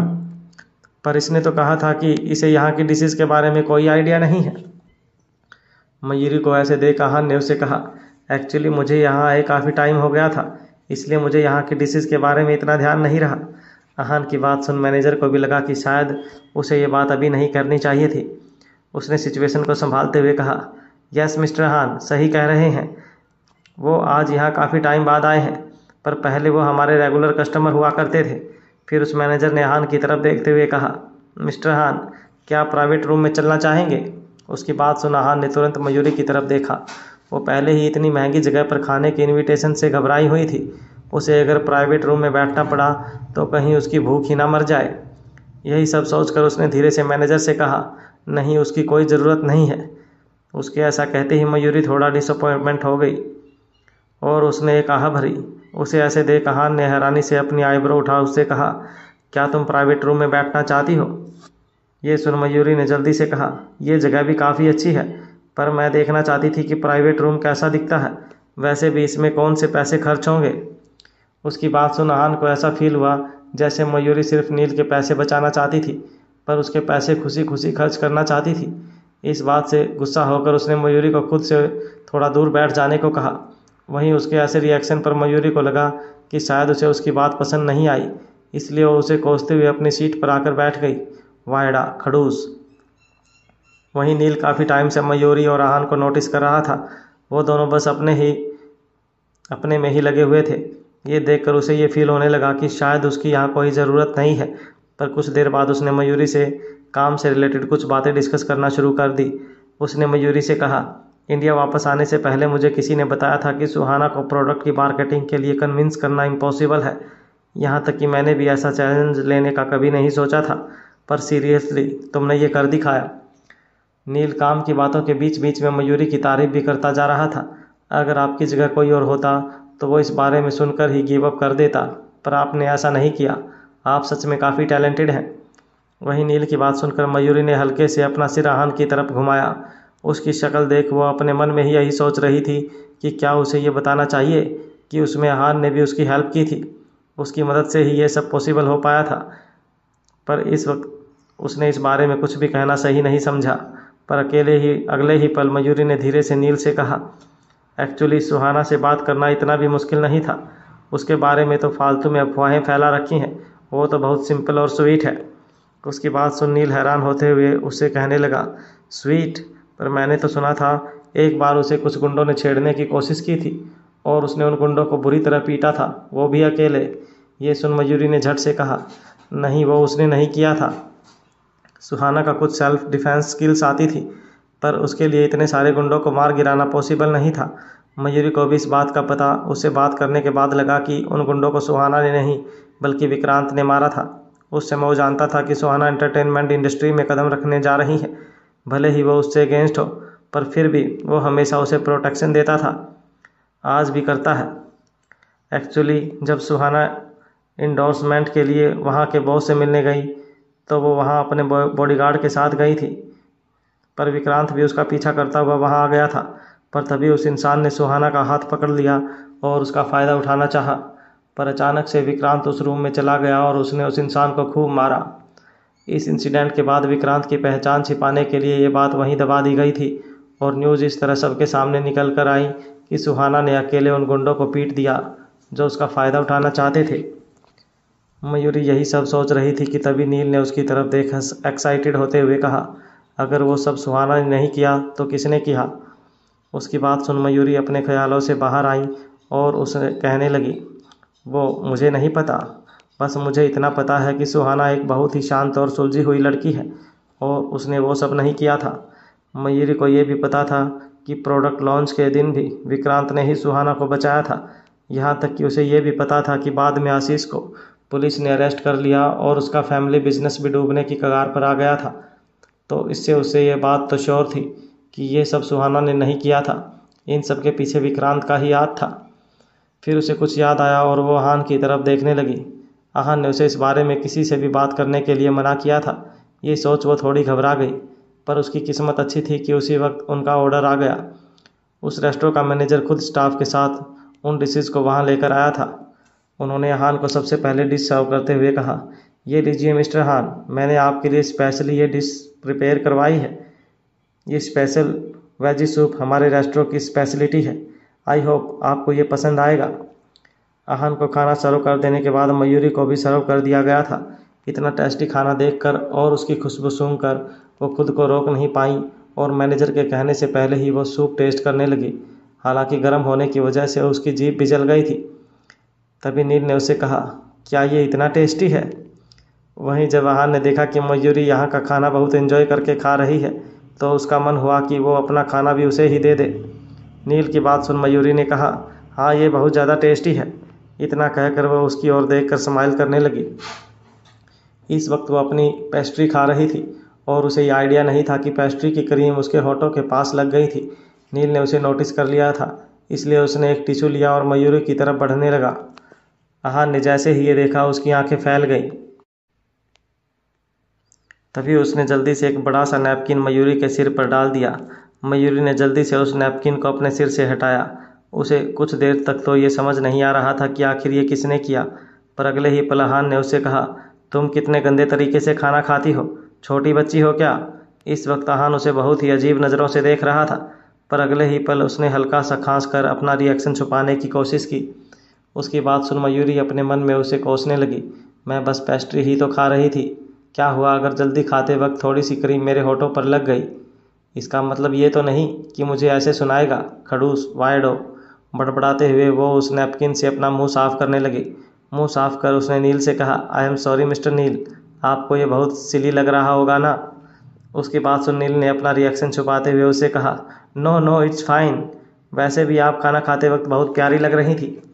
दबे डायमंड शनाया ज्वेलर्स को टक्कर तो नहीं देती थी, पर वो भी एक बहुत बड़ी इंटरप्राइज कंपनी थी और एक अच्छी पोजीशन पर थी। नील ने अब्रॉड से अपनी स्टडी कंप्लीट की थी। वो दिखने में हैंडसम था और उसके लिए एक से बढ़कर एक रिच फैमिली से लड़कियों के रिश्ते आ रहे थे और लड़कियां भी बहुत खूबसूरत थी, पर नील को उनमें से कोई भी लड़की उतनी अट्रैक्टिव नहीं लगी जितनी उसे मयूरी लग रही थी। उसे मयूरी की सिंप्लिसिटी पसंद आ गई थी। उसने अपनी डिशेज मयूरी की तरफ खिसकाते हुए कहा, इन्हें ट्राई करो, ये बहुत टेस्टी हैं। ओके। उसकी बात सुन मयूरी की आंखों में चमक आ गई। उसने सामने रखी प्लेट में से वाइट सॉस पास्ता ट्राई किया। उसे टेस्ट करने के बाद मयूरी ने खुश होकर कहा, ये बहुत यम्मी है, मुझे सच में बहुत पसंद आया। नील ने अपना खाना हो जाने के बाद मयूरी से एक बार फिर पूछा कि क्या उसे कुछ और खाना है, पर मयूरी ने मना कर दिया। इस वक्त मयूरी और नील दोनों काफ़ी अच्छे से बात कर रहे थे। वहीं आहान साइड में बैठा उन दोनों को देख रहा था। वो ये भी नोटिस कर रहा था कि मयूरी उसे कैसे इग्नोर कर रही थी और कैसे वो नील की बात ठीक से सुनने के लिए उसके पास जा रही थी। ये देख आहान के हैंडसम से चेहरे पर अजीब से एक्सप्रेशन आ गए थे। तभी मयूरी की नज़र उसकी तरफ गई। उसने देखा कि आहान ने अपने सामने रखी डिशेस को हाथ तक नहीं लगाया है। ये देख उसने उससे कहा, मिस्टर रायजादा, आपने कुछ भी ट्राई क्यों नहीं किया? आपको ये टेस्ट करना चाहिए, ये सच में बहुत टेस्टी है। मयूरी उसे इस तरह इसलिए कह रही थी कि क्योंकि अगर उसने ये खाना नहीं खाया तो इतना टेस्टी खाना खराब हो जाएगा, और यही सोच सोच कर उसे मन ही मन बहुत दुख हो रहा था। वो सब कुछ बर्दाश्त कर सकती थी, पर इतने टेस्टी खाने की इंसल्ट बर्दाश्त नहीं कर सकती थी। अगले ही पल उसने प्लेट से एक टोस्ट उठाया और उसके मुंह के पास ले जाते हुए उसे कहने लगी, ये सच में बहुत यम्मी है, मैं आपसे झूठ नहीं कह रही। अगर आपको मुझ पर यकीन नहीं है तो एक बार इसे टेस्ट करके देखिए। आहान ने अपनी नज़रों को पैना करते हुए मयूरी की तरफ देखा जो उसे खाना खिलाने की कोशिश कर रही थी। अगले ही पल उसने अपनी नज़रों को घुमाते हुए नील की तरफ देखा जो मयूरी को उसे खाना खिलाते हुए देखकर थोड़ा उदास लग रहा था। ये देखकर उसके चेहरे पर हल्की सी स्माइल आ गई। उसने मयूरी के हाथ से वो टोस्ट खा लिया, पर उसने अपनी भौहें चढ़ा ली। उसे टेस्ट इतना पसंद नहीं आया, पर जब मयूरी ने उसे एक्साइटमेंट में देखा तो उसने उसकी तरफ देखते हुए कहा, इट्स नॉट बैड। उसकी बात सुन मयूरी ने स्माइल करते हुए कहा, मैंने कहा था ना ये बहुत अच्छा है और आपको पसंद आएगा। देखा, मयूरी कभी ऐसे ही कुछ भी नहीं बोलती, समझाई छे के रिपीट करूं? तभी मयूरी ने आगे कहा, मिस्टर रायजादा, अब आप जल्दी से इसे फिनिश कर लीजिए वरना आपको काम के लिए लेट हो जाएगा। इतना कहकर वो भी जल्दी से अपना खाना फिनिश करने लगी। खाना हो जाने के बाद नील ने अपना क्रेडिट कार्ड निकाला और सर्विस स्टाफ को बुलाने लगा, पर वो उसे कुछ कह पाता उससे पहले ही आहान की असिस्टेंट रिया ने आकर उसे कहा, सर जैसा आपने कहा मैंने इन सब का पेमेंट आपके कार्ड से कर दिया है। ओके। इतना कहकर वो अपनी जगह से खड़ा हो गया और अपना सूट ठीक करने लगा। तभी उसने मयूरी की तरफ देखते हुए उससे कहा, क्या तुम अपने साथ ले जाने के लिए भी कुछ ऑर्डर करना चाहोगी?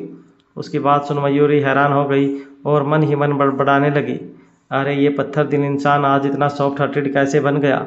ये मुझे मयूरी को और खाना ऑर्डर करने के लिए पूछ रहा है। जरूर छोकरो पागल थई गयो छे। पर अगले ही पल उसे कुछ याद आया और उसने खुद से कहा, एक सेकंड, कहीं ये वायदा मुझे और खाना ऑर्डर करने के लिए इसलिए तो नहीं कह रहा ताकि ये उन सब का खर्चा मेरे ही बोनस से काट ले? न न न न, मैं ऐसा नहीं होने दूंगी। अपने ख्यालों से बाहर आकर उसने आहान की तरफ देखते हुए उसे कहा, नहीं नहीं मिस्टर आजादा, मुझे और कुछ नहीं चाहिए। वही नील जो मयूरी को खुद ट्रीट देना चाहता था और इसलिए ही वो वहाँ आए थे, पर जब आहान ने इन सब का बिल पे कर दिया तो उसने कहा, मिस्टर आहान ये ट्रीट मेरी तरफ से थी। उसकी बात सुन आहान ने उसे कहा, मेरे रहते आप कैसे बिल पे कर सकते हैं? उसकी बात सुन नील अपने मन में सोचने लगा, इससे मिस्टर आहान का क्या मतलब है? वहीं आहान के एक्सप्रेशंस देख ऐसा लग रहा था जैसे वह उसके सामने खुद को बड़ा दिखाने की कोशिश कर रहा था। उसकी बात सुन नील एक सेकंड के लिए तो हैरान ही रह गया। वो आहान को रिप्लाई देना तक भूल गया था। वहीं आहान ने भी इस बात को इग्नोर करते हुए कि वो क्या सोच रहा है वो बाहर आने लगा, पर जब उसे लगा कि मयूरी उसके पीछे नहीं आ रही है तो उसने अपनी गर्दन टेढ़ी करते हुए पीछे पलटकर मयूरी की तरफ देखा।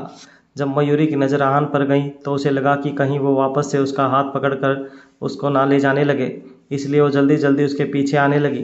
पर जब वो शनाया ज्वेलर्स की लॉबी में पहुंचे तब उसे समझ आया कि उसने मिस्टर नील को पीछे ही छोड़ दिया है। ये देखकर वो उसके लिए रुकने लगी, पर आहान ने उसे एलिवेटर में खींच लिया। उसे ऐसा करते हुए देखकर मयूरी ने उसे कहा, आप इतनी जल्दी में क्यों हैं मिस्टर आयजादा? उसकी बात सुन आहान ने उसे एलिवेटर में बंद कर उसके खूबसूरत चेहरे को देखते हुए उससे कहा, क्यों, क्या तुम्हें डर है कि वो मार्केटिंग डिपार्टमेंट में खुद में नहीं ढूंढ पाएगा?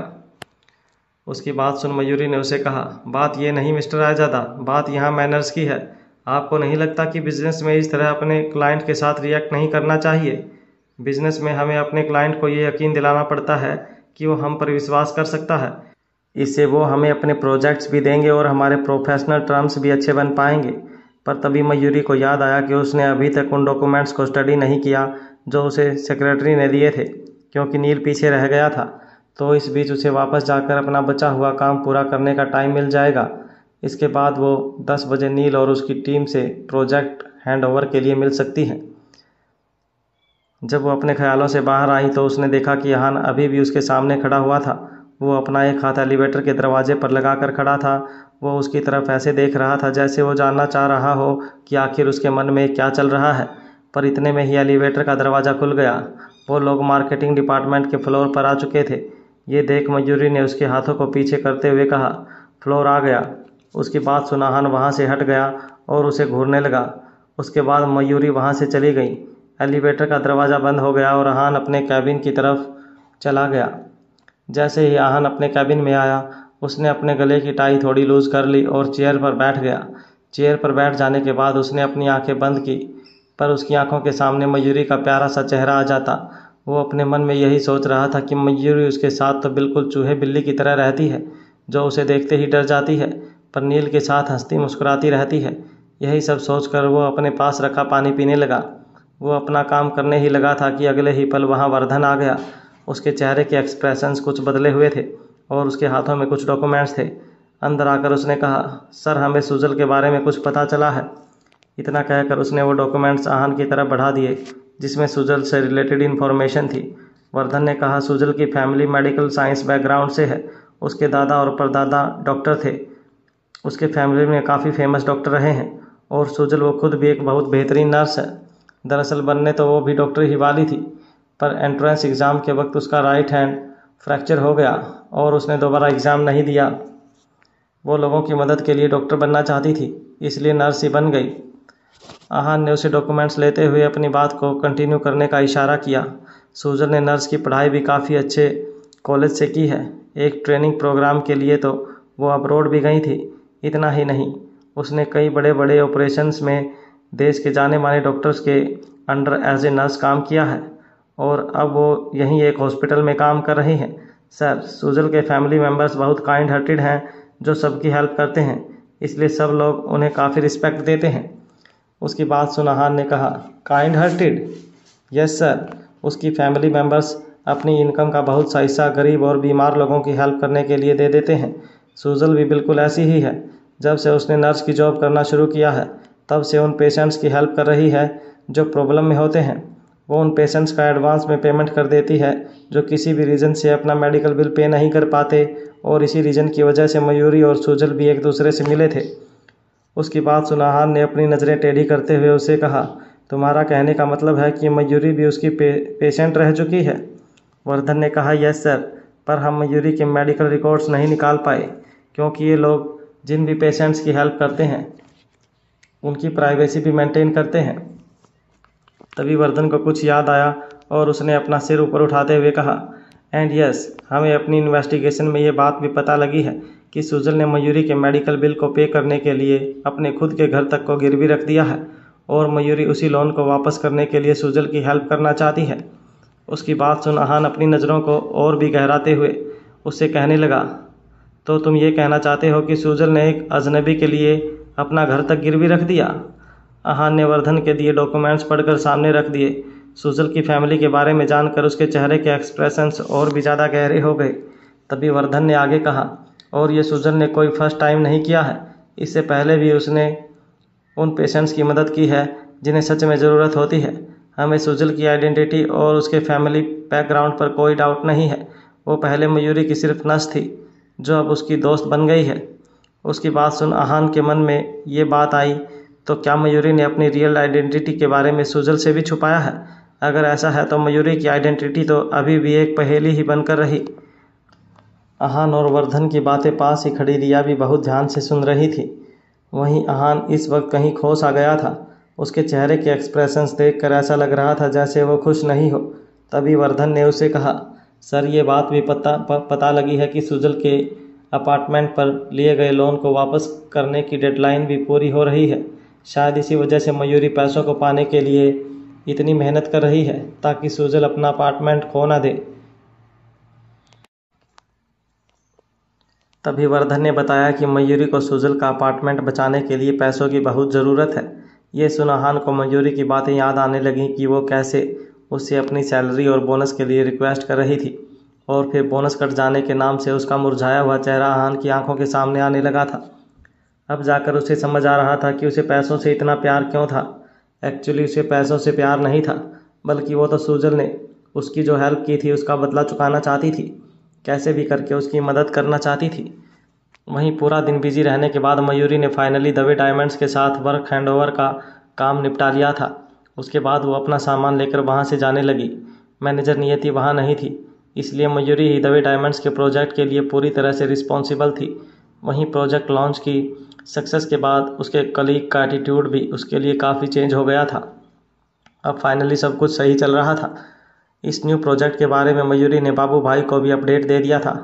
जैसे ही एलिवेटर का दरवाज़ा बंद होने लगा उसे रोकने के लिए एक हाथ आगे बढ़ा। वेट! आवाज़ सुन जब मयूरी ने सामने देखा तो ये नील था। इतना कहकर नील लिफ्ट के अंदर आ गया। वो अकेला ही था, उसकी टीम उसके साथ नहीं थी। जैसे ही लिफ्ट का दरवाज़ा बंद हुआ नील ने थोड़ा हेजिटेट करते हुए मयूरी से कहा, मिस मयूरी, आज सब कुछ मैनेज करने के लिए थैंक्स। काफ़ी लेट हो चुका है, तो क्या आपकी अब कोई और अपॉइंटमेंट है? अगर नहीं तो क्या हम साथ में डिनर कर सकते हैं? नील जितना ज़्यादा वक्त मयूरी के साथ बिता रहा था वो उतना ही ज़्यादा उसे एडमायर करने लगा था। वो बाकी सभी लड़कियों से काफ़ी अलग थी। वो इतनी खूबसूरत थी कि किसी परी की तरह लगती थी। उसके साथ साथ उसके काम करने का तरीका और जैसे उसने प्रोडक्ट लॉन्च के दिन खुद को स्टेज पर प्रेजेंट किया वो भी बहुत इम्प्रेसिव था। नील के लिए फर्स्ट टाइम था जब वो किसी लड़की को दिल से पसंद करने लगा था। उसकी बात सुन मयूरी ने उससे कहा, सॉरी, आज मैं नहीं आ पाऊँगी, मुझे कुछ काम है, हम किसी और दिन चलेंगे। नील दवे डायमंड्स के साथ हुए कोलैबोरेशन का प्रेजेंट मैनेजर था। उन्हें आगे भी एक साथ जाने से काफ़ी चांसेस मिल सकते थे। इसलिए उसने यहाँ जल्दबाजी करना सही नहीं समझा और उसकी बात से एग्री करते हुए कहने लगा, इट्स ओके, आई अंडरस्टैंड। अच्छा, आप घर ही जा रही हैं ना, तो क्या मैं आपको ड्रॉप कर दूँ?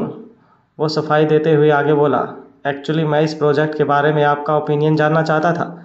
नील ने जैसे ही अपनी बात खत्म की, लिफ्ट रुक गई और दरवाज़ा खुल गया, पर मयूरी उसकी बात का कोई जवाब दे पाती उससे पहले ही नील की नज़र बाहर खड़े आहान पर गई। आहान ने सिंपल वाइट शर्ट और ब्लैक पैंट पहनी थी। उसने एक हाथ में अपना कोट पकड़ा हुआ था। वो बाहर खड़ा कुछ सोच रहा था, पर जैसे ही आहान की नज़र मयूरी के साथ खड़े नील पर गई तो उसकी आंखें फैल गई। आहान को अपने सामने देखकर नील भी शॉक्ड रह गया था। उसने कहा, मिस्टर हान, आप यहाँ? क्या आप किसी का वेट कर रहे हैं? फिर उसने उसे थोड़ा छेड़ते हुए कहा, आखिर कौन है वो लड़की जिसे मिस्टर हान खुद लेने आए हैं? उसकी बात सुन आहान ने अपनी नज़रें उस पर हटाकर मयूरी की तरफ कर ली। आहान का मयूरी को इस तरह देखना उसे अजीब लगा। उसने कहा, कहीं आप मिस? वो अपनी बात पूरी करता उससे पहले ही मयूरी ने कहा, नहीं नहीं मिस्टर नील, जैसा आप सोच रहे हैं वैसा कुछ नहीं है। मयूरी को इसे इतना एक्सप्लेन करते देख आहान ने उसकी बात बीच में ही काट दी, घर चलो। आहान की बात सुन नील शॉक्ड रह गया। वहीं आहान मयूरी का हाथ पकड़ उसे अपनी ब्लैक लग्जरी कार के पास ले आया। उसके बाद उसने कार का दरवाज़ा खोला और मयूरी को उसमें बैठने के लिए कहा। नील हैरान हो वहीं खड़ा उन्हें जाते देखता रहा और आहान की कार वहां से चली गई। रास्ते में कार में बैठी मयूरी ने थोड़ा गुस्सा होते हुए आहान से कहा, मिस्टर आयजादा, आपको वहाँ शुभ नहीं बोलना चाहिए था, वो हमें गलत समझ सकते हैं। फिर वो अपने मन में सोचने लगी, कहीं ऑफिस में हमारे बारे में अफवाहें न उड़ने लगें कि द हान Raizada, CEO of the company, एक छोटी सी सुपरवाइज़र के साथ एक ही घर में रहते हैं, या मुझे सुपरवाइज़र की पोस्ट अपने हार्डवर्क की वजह से नहीं बल्कि किसी और रीज़न से मिली है, और भी ना जाने क्या क्या। ना ना ना कान्हा जी, ऐसा दिन कभी ना मत दिखाना। उसकी बात सुन आहान ने उससे कहा, पर इसमें गलत समझने वाली क्या बात है? मयूरी ने उसे कोई जवाब नहीं दिया और मुंह फुलाकर बैठी रही। तभी आहान ने नोटिस किया कि मयूरी कार के दरवाजे से एकदम चिपक कर बैठी हुई थी। उसे खुद से इतना दूर बैठा देखकर वो अपने मन में सोचने लगा, इसे क्या हुआ? ये मुझसे इतनी दूर क्यों बैठी है? क्या इसे मुझसे डर लगता है? पर नील के साथ तो वो बहुत आराम से रहती है, स्माइल करती रहती है और मेरे साथ हमेशा मुंह फुलाकर बैठ जाती है। उसकी आंखों में गुस्से वाले एक्सप्रेशंस देखकर मयूरी और भी ज़्यादा भड़क गई और उसे कहने लगी, अब मैंने क्या किया है? आहान ने उसकी तरफ देखा और उसके एक्सप्रेशंस बदल गए। गुस्से में लाल उसका छोटा सा चेहरा बहुत क्यूट लग रहा था और वो इस तरह की हरकतें कर रही थी कि कोई भी उसकी ओर अट्रैक्ट होने लग जाए। खुद को उसकी तरफ अट्रैक्ट होते देखकर आहान ने खुद को संभाला और उससे कहा, तुम वो लड़की हो जो दूसरों की नाक में दम कर दे और उसके बाद भी तुम कहती हो कि तुमने क्या किया? उसकी बात सुन मयूरी उसे घूरने लगी। उनकी बातें सुन ड्राइवर भी समझ गया था कि अब माहौल बिगड़ने वाला है, इसलिए वो भी पूरे रास्ते अपना मुंह बंद किए ड्राइव करता रहा। जैसे ही कार रुकी, मयूरी कार का दरवाज़ा खोल गुस्से में बाहर आ गई। नौकर आहान के इंतज़ार में दरवाजे पर ही खड़ा था। उसे देख मयूरी ने उससे कहा, परी कहाँ है? वो जल्दी से इस वक्त उस प्यारी बच्ची को देखना चाहती थी, नहीं तो उसे डर था कि वो खुद पर कंट्रोल नहीं कर पाएगी और आहान को कुछ उल्टा सीधा बोल देगी। उसकी बात सुन नौकर ने कहा, परी बेबी बा के साथ बाहर टहलने गई हैं, अभी वापस नहीं आई हैं। आज परी पूरे दिन बा के साथ उनके रूम में थी और खेल रही थी, इसलिए ऑफिस भी नहीं गई थी। अब तक आहान भी कार से बाहर आ गया था। अंदर जाते हुए उसने मयूरी की तरफ घूर कर देखा, फिर काउच पर जाकर बैठ गया। मयूरी को लिविंग रूम में आता देख उसने अपने पैर कॉफ़ी टेबल पर फैला दिए और आलस में अपना मुंह खोलते हुए कहने लगा, क्योंकि परी अभी घर पर नहीं है तो तुम मेरा ध्यान रख सकती हो। उसकी बात सुन मयूरी चलते चलते रुक गई और उसे ऊपर से नीचे घूर कर देखने लगी। कुछ देर उसे घूरने के बाद उसने कपड़े ठीक किए और उसकी तरफ एक अलग ही एटीट्यूड दिखाते हुए अपने रूम की तरफ जाने लगी। पर जैसे ही उसने अपने रूम में जाने के लिए अपना पहला कदम बढ़ाया, पीछे से हान की आवाज़ आई, इसके लिए तुम्हें बोनस मिलेगा। उसकी बात सुन मयूरी के कदम वहीं रुक गए। उसने पीछे पलट उसकी ओर देखा और स्माइल करने लगी। उसके गुस्से से भरे हुए चेहरे पर अब स्माइल आ गई थी। फिर उसने कहा, ये तो मेरे लिए ऑनर की बात होगी मिस्टर आयजादा, और हाँ, ये सब मैं बोनस वगैरह के लिए नहीं कर रही हूँ, वो तो आप इतना फोर्स कर ही रहे हैं तो मैं मना भी नहीं कर सकती। इतना कहकर वो जल्दी से बड़े बड़े कदम रखते हुए उसके पास आ गई। कुछ भी करने से पहले उसने उससे पूछा, वैसे कितना बोनस मिलेगा मुझे? आहान ने उसके एक्सप्रेशंस इतनी तेज़ी से बदलते देख जैसे कि वो किताब के पन्ने पलट रही हो। पर उसकी बात सुन उसके चेहरे पर भी हल्की सी स्माइल आ गई। हालांकि उसे ये बात याद थी कि मयूरी ये सब सिर्फ फिजूल के गिरवी रखे हुए घर को छुड़वाने के लिए उसकी हेल्प के लिए कर रही थी। उसने धीरे से कहा, ये तो तुम्हारी परफॉर्मेंस पर डिपेंड करता है कि तुम्हें कितना बोनस मिलना चाहिए। ऐसा कहते हुए उसने अपने कंधे को छूते हुए कहा, मेरे कंधे थोड़े दुख रहे हैं, सिर में भी दर्द हो रहा है। मयूरी एक नर्स थी और अपने पेशेंट्स का ध्यान रखने के अलावा वो थोड़ी बहुत मसाज करना भी जानती थी। उसने जैसे ही आहान की ये छोटी सी रिक्वेस्ट सुनी, उसने अपना बैग काउच पर रखा और बिना दोबारा सोचे आहान के पीछे की तरफ चली गई। पीछे आते ही वो उसकी मसाज करने लगी थी। उसकी उंगलियां बहुत सॉफ्ट थी। जब वो आहान को छू रही थी तो उसे बहुत अच्छा फील हो रहा था। बहुत जल्दी आहान अपनी आंखें बंद कर रेस्ट करने लगा। तभी मयूरी ने उससे पूछा, मिस्टर आजादा, अब आपको कैसा फील हो रहा है? आई होप आपको अब थोड़ा बेटर फील हो रहा है। जवाब में आहान बस हाँ ही कर रहा था। मयूरी बस खुद से ही बातें कर रही थी। थोड़ी देर बाद उसने खुद से उसके लिए पानी लाकर उसके सामने रख दिया और फिर से मसाज करने लगी।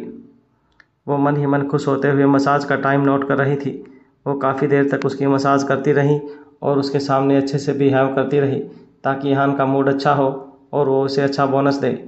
वो अपने मन में यही सोच रही थी कि यहान उसकी मेहनत को आराम से आंखें बंद करके एंजॉय कर रहा है। पर काफ़ी देर तक आहान की तरफ से कोई रिस्पॉन्स ना देख उसने उसे आवाज़ दी, मिस्टर आयजादा, मिस्टर आयजादा। अब भी जवाब नहीं मिला तो मयूरी अपने मन ही मन बड़बड़ाने लगी, कहीं ये वायदा सो तो नहीं गया। उसकी मसाज करते करते मेरे हाथों में दर्द भी होने लगा है। ये सोचकर वो काउच के सामने आ गई। तभी उसने देखा कि आहान तो काफ़ी गहरी नींद में सो चुका था। उसके चेहरे पर इस वक्त एक अलग ही शाइन थी।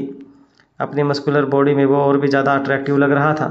मयूरी खुद को उसे छूने से नहीं रोक पाई और धीरे धीरे उसकी ओर बढ़ने लगी। वो अपने हाथों से उसका चेहरा छूना चाहती थी, पर जैसे ही वो उसे छूने लगी, आहान ने अपनी आंखें खोल ली और दोनों की आंखें एक दूसरे से जा मिली। ये देख मयूरी एकदम शॉक्ड रह गई और लड़खड़ाकर ज़मीन पर गिर गई। उसे नीचे गिरा देखकर आहान उसे देखने के लिए नीचे झुका। मयूरी को इस बात का पता नहीं था कि आहान अपना सिर झुकाकर उसे ही देख रहा है, इसलिए उसने खड़ा होने के लिए अपना सिर ऊपर उठा दिया।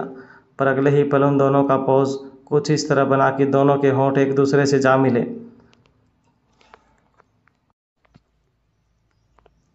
होश में आते ही मयूरी जल्दी से खड़ी हो गई और दोनों एक दूसरे से अलग हट गए।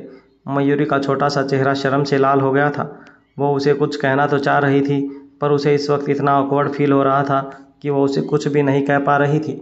मयूरी ने अपनी नर्सिंग की पढ़ाई काफ़ी अच्छे से की थी, इसलिए उसे मसाज करने की भी बहुत अच्छी टेक्निक आती थी। और फिर आहान भी उसे बोनस देने का बस एक बहाना ढूंढ रहा था, इसलिए उसने मयूरी की हेल्प करने के लिए उसे ये ऑफ़र किया था। पर उसे नहीं पता था कि वो पूरे दिन की थकान की वजह से सो ही जाएगा और जब उसकी आंखें खुलेंगी तो मयूरी उसके इतने करीब होगी और फिर ये सब हो जाएगा। ये देखकर वो भी भूल गया कि उसे इस वक्त कैसे रिएक्ट करना चाहिए। मयूरी बहुत एम्बैरस फील कर रही थी। उसने अपना सिर नीचे झुका लिया और आहान से कहा, मुझे लगा था कि आप सो गए हैं, इसलिए मैं बस आपको उठाना चाहती थी। इसके अलावा मेरा और कोई गलत इंटेंशन नहीं था। और ये कि बोलते बोलते वो रुक गई। फिर उसने बात संभालते हुए कहा, ये जो भी हुआ मैंने जानबूझकर नहीं किया। पता नहीं जब मैं खड़ी हो रही थी तो कैसे इसके आगे वो कुछ नहीं कह पाई। अगर उसने किसी और दिन कोई गलती की होती तो वो बचकर वहाँ से भाग जाती, पर आज तो उसने बोनस के लिए इतनी मेहनत की थी, तो ऐसे कैसे वो यहाँ से जा सकती थी। और वैसे भी सूजल के घर को छुड़वाने के डेडलाइन भी करीब आ रही थी, तो वो इस वक्त वो पीछे नहीं हट सकती थी। उसे हर हाल में उसकी हेल्प करनी ही थी। तभी वो अपने मन में सोचने लगी, ये तूने क्या किया डोबी? क्या ज़रूरत थी तुझे इस वायडे के इतने करीब जाने की? अगर तू कुछ देर और रुक जाती तो ये वायडा अपनी आंखें पहले ही खोल लेता। फिर ना ही तो उसके करीब जाती, ना ही तेरी नज़रें उसकी नज़रों से मिलती, और ना ही तो लड़खड़ाकर नीचे गिरती, और ना ही ये किस होती। आज मयूरी से जो गलती हुई थी उसके लिए उसके पास कोई बहाना नहीं था। उसे इस वक्त ये बात समझ नहीं आ रही थी कि वो इन सब से कैसे बाहर निकले। तभी उसने अपने मन में बड़बड़ाते हुए कहा, अगर सब जो हुआ है उसकी वजह से ये वायदा मुझसे नाराज़ हो गया तो, और गुस्से में आकर अगर इसने मेरा बोनस कट कर दिया तो मेरी इतनी मेहनत वेस्ट हो जाएगी। तेशु करियो मयूरी। यही सब सोच सोच कर वो बहुत ज़्यादा परेशान हो गई। टेंशन में उसने अपनी उंगलियों को दबाते हुए धीरे से उससे कहा, अगर आपको लगता है कि मैंने जानबूझकर आपके साथ ये सब किया है तो आप भी बदले में मुझे किस कर सकते हैं। ये आखिरी लाइन उसने बिना सोचे समझे बहुत जल्दी में बोल दी थी, पर अगले ही पल उसे अपनी गलती का एहसास भी हो गया था। वो इस वक्त खुद पर हैरान थी कि वो ऐसे कैसे ये बात आहान से कह सकती थी। गिल्ट में आकर उसने अपना सिर झुका लिया और अपनी जीभ काटने लगी। लिविंग रूम का माहौल काफ़ी अजीब हो गया था। मयूरी बस लगातार फर्श की तरफ ही देखे जा रही थी। उसने ये बात नोटिस भी नहीं की थी कि उसके ये सब कह देने से उसके सामने बैठे हान के एक्सप्रेशंस कितने अजीब हो गए थे। वो अपनी गहरी काली आंखों से मयूरी के झुके हुए सिर की तरफ देख रहा था। वो खुद भी काउच पर बैठा जैसे जम सा गया था। उसकी नज़रें मयूरी के लाल होठों की तरफ थी। वो उस पल को महसूस कर पा रहा था जब उनके होंठ आपस में टकराए थे। वो इन सब से बाहर निकलना चाहता था, पर उसके दिमाग में बस यही बातें घूम रही थी। इस वजह से उसने अपने दोनों हाथों की मुट्ठियों को कस लिया। वहीं जब मयूरी को काफ़ी टाइम तक आहान की तरफ से कोई रिप्लाई नहीं मिला तो उसकी टेंशन और भी ज़्यादा बढ़ गई। कहीं इसका इरादा सच में मुझे फिर से किस करने का तो नहीं है। इस वक्त उसका मन तो कर रहा था कि कहीं से भी परी यहाँ आकर उसे इस ऑकवर्ड सिचुएशन से बाहर निकालने में हेल्प कर दे। यही सोचकर वो धीरे से पीछे मुड़ दरवाजे की तरफ देखने लगी, पर 2 से 3 बार देखने पर भी उसे वहाँ परी नहीं दिखी और जो नौकर पहले वहाँ खड़ा था वो भी इस वक्त वहाँ से जा चुका था। तभी उसने खुद को समझाया कि उसे इस सिचुएशन का सामना तो करना ही है। उसने खुद को हिम्मत दी और बिना सिर उठाए ही कहा, मिस्टर आयजादा, मैं तैयार हूँ, बस इसके बाद आप मेरा बोनस मत कट कीजिएगा। इससे पहले कि वो अपनी बात पूरी कर पाती हान काउंट से खड़ा होकर उसके सामने आ गया। उसका चेहरा धीरे धीरे उसकी तरफ बढ़ने लगा। उसे इस तरह खुद के करीब आता देखकर मयूरी बहुत ज़्यादा घबरा गई। वो डरी सहमी उसके अपनी तरफ बढ़ते कदम देख रही थी, पर अगले ही पल आहान ने खुद को संभाल लिया और फिर उसके एकदम करीब से होता हुआ सीढ़ियों की तरफ चला गया। मयूरी ने डर कर आँखें बंद कर ली थी, पर उसके कदमों की आहट दूर जाते हुए सुन उसने अपनी आँखें खोली, पर तब तक आहान सीढ़ियों तक पहुँच चुका था और फिर पलक झपकते ही वो उसकी आंखों से गायब हो गया। उसके जाने के बाद मयूरी खुद से बड़बड़ाने लगी, तो क्या ये मुझसे नाराज़ है या नहीं? ये उस किसकी वजह से मेरा बोनस तो नहीं काटेगा ना? प्लीज़ कान्हा जी ध्यान रख जो। इतना कहकर वो वहाँ रखे कुशन को गले लगाकर काउच पर बैठ गई। अब उसके दिमाग में भी आहान के साथ हुई किस घूमने लगी थी। उसकी फर्स्ट किस और उसके बाद सेकंड और अब थर्ड किस भी आहान राजादा के साथ ही हो गई थी। जाने अनजाने ही सही, पर उसके मन में आहान के लिए फीलिंग्स पैदा हो रही थी। पर कुछ देर बाद वो काउच पर बैठी अपने बोनस के बारे में सोच रही थी। उसे डर लग रहा था अब उसे वो बोनस मिलेगा भी या नहीं, क्योंकि आहान तो उसे बिना कुछ कहे ही वहाँ से चला गया था। फिर से बड़बड़ाते हुए कहा, मैंने पूरे 1 घंटे तक उस वायड़े की मसाज की है। उसे अपनी बात से पीछे नहीं हटना चाहिए। मैंने अपना बोनस तो लेकर ही रहूँगी। इतना कहकर उसने कुशन साइड में फेंका और सीढ़ियों की तरफ बढ़ने लगी, पर पहली सीढ़ी चढ़ते ही वो रुक गई। उसके मन में यही चल रहा था कि अभी आहान बहुत गुस्सा होगा, इसलिए उसे अभी वहाँ नहीं जाना चाहिए। उसे थोड़ा सेफ खेलना चाहिए। यही सब सोचकर उसने अभी आहान के रूम में ना जाकर आधे घंटे बाद वहाँ जाने का डिसाइड किया। वहीं अपने रूम में आ जाने के बाद आहान सीधा बाथरूम में चला गया। दरवाजे को ज़ोर से बंद करने के बाद उसने शावर चलाया। पानी बॉडी पर डलने की वजह से उसकी शर्ट उसकी मस्कुलर बॉडी से चिपक गई थी। उसके मसल्स साफ साफ दिखाई देने लगी थी। इस वक्त आहान के मन में बार बार वही सीन घूम रहा था। उसे मयूरी का माफ़ी मांगने का तरीका याद आ रहा था। अगर वो कुछ देर और नीचे रुकता तो वो खुद को कंट्रोल नहीं कर पाता। शनाया के अलावा उसके मन में आज तक ऐसी फीलिंग्स किसी के लिए नहीं आई थी, पर अब वो इन सब से चाहकर भी खुद को नहीं दूर रख पा रहा था। यही सब सोच सोच कर उसका मन बहुत भारी हो गया था। काफ़ी देर शावर के नीचे नहा लेने के बाद आहान टॉवल लपेटे बाथरूम से बाहर आ गया और खुद के लिए कपड़े निकालने लगा। वो अपने कपड़े पहनने ही वाला था, पर तभी उसे अपने दरवाजे पर किसी के नॉक करने की आवाज़ आई। उसने दरवाज़ा खोला तो मयूरी उसके सामने खड़ी थी। मयूरी इस वक्त अपना सिर झुकाए वहाँ खड़ी हुई थी। वो अपने ही ख्यालों में गुम थी, इसलिए उसे ये बात रियलाइज़ नहीं हुई कि आहान ने दरवाज़ा खोल दिया था और वो उसकी चेस्ट को दरवाज़ा समझकर अब भी नॉक कर रही थी। ये देखकर आहान की नज़रें और भी ज़्यादा गहरी हो गई। वो उसकी कलाई पकड़कर उसे रोकने ही वाला था कि तभी मयूरी को ये बात रियलाइज़ हुई कि जिस चीज़ को वो नॉक कर रही है वो दरवाजे जैसी तो बिल्कुल भी नहीं लग रही है। उसने सिर उठाकर देखा तो आहान उसके सामने था। मयूरी ने अपने कदम जल्दी से पीछे ले लिए। अपने सामने आहान को खड़ा देख वो भी सिर्फ टॉवल में उसकी आंखें फैल गई। उसके मुंह से एक शब्द भी नहीं निकल रहा था। उसके डरे हुए चेहरे को देखकर अहान ने अपनी भौहें चढ़ाते हुए कहा, व्हाट हैपेंड? अहान अपने मन में यही सोच रहा था कि मयूरी आधी रात को आकर उसके रूम के दरवाजे को क्या इसलिए ही नॉक कर रही थी ताकि वो इस तरह के एक्सप्रेशंस दे जैसे कि उसने कोई भूत देख लिया हो। तभी मयूरी ने कहा, मेरा बोनस। अहान को बिना कपड़ों के देखकर उसे ऐसे बोनस की बात करना ठीक नहीं लग रहा था, इसलिए उसने आगे बोलने से पहले अपनी आंखों को कवर कर लिया और चिल्लाते हुए उसे कहा, इस बारे में बात करने से पहले आप अपने कपड़े पहन लीजिए। इतना कहकर वो उसके वहाँ से जाने का वेट करने लगी, पर अहान वहीं खड़ा रहा। वो अपनी मस्कुलर बॉडी दरवाजे से टिका कर खड़ा हो गया और अपने हैंडसम चेहरे को टेढ़ा करके मयूरी की तरफ एकटक देखने लगा। उसके बाल शावर लेने की वजह से गीले थे और उसकी आंखों को हल्का सा ढक रहे थे। इस वक्त उसकी काली गहरी आंखें और भी ज़्यादा गहरी लग रही थी। जैसे ही मयूरी ने उसकी तरफ देखा उसका गला सूखने लगा। तभी मयूरी ने जल्दी से अपनी आंखें बंद करते हुए उससे कहा, अगर आपका हो गया हो तो काम की बात करें, आप मुझे मेरा बोनस दे दीजिए। वो अपनी आंखें बंद करके उसे बोनस के लिए कह रही थी, पर जब उसने अपनी आंखें हल्की सी खोलकर उसके एक्सप्रेशंस देखे तो अपना चेहरा फिर से ढक लिया। कपड़े ना पहनने की वजह से अहान बिल्कुल बैड बॉय लग रहा था। ये देख अपनी बात खत्म करते करते मयूरी की आवाज़ इतनी धीमी हो गई थी कि अहान उसे सुन भी नहीं पा रहा था। तभी अहान ने सीधे खड़े होते हुए उससे कहा, इंसानों वाली लैंग्वेज में बात करो, ये क्या अपने मुंह में ही कहे जा रही हो? जैसे ही अहान ने उसे थोड़ी तेज़ आवाज़ में कहा, मयूरी को गुस्सा आने लगा। वो आगे बढ़ते हुए लड़ने के अंदाज में उसे चिल्लाकर बोली, मैं सिर्फ आपसे इतना कह रही हूँ कि मैंने गलती से आपको जो किस की थी उसके बदले आप मुझे फिर से किस कर सकते हैं, और अगर आपको ऐसा नहीं करना तो थैंक यू सो मच, पर मुझे मेरा बोनस दे दीजिए। समझाई छे कि रिपीट करूं? इतना कहकर वो अहान की तरफ देखने लगी, पर तभी उसने नोटिस किया कि वो उसे बहुत अजीब तरीके से देख रहा था। उसकी नज़रें देखकर मयूरी घबरा गई और बिना सोचे समझे कुछ भी बोलने लगी।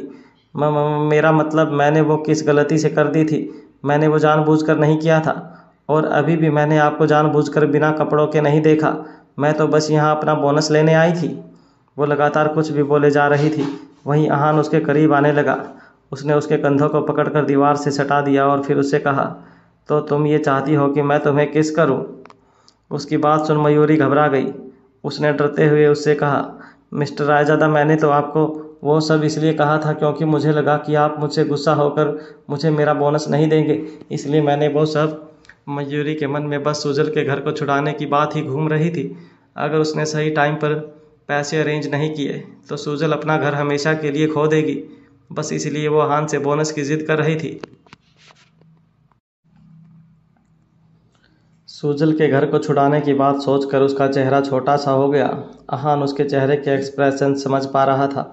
अगले ही पल उसने अपने हाथों की पकड़ को ढीली करते हुए मयूरी से कहा, वेट। इतना कहकर वो अपने रूम में जाकर अपने कपड़े पहनने लगा।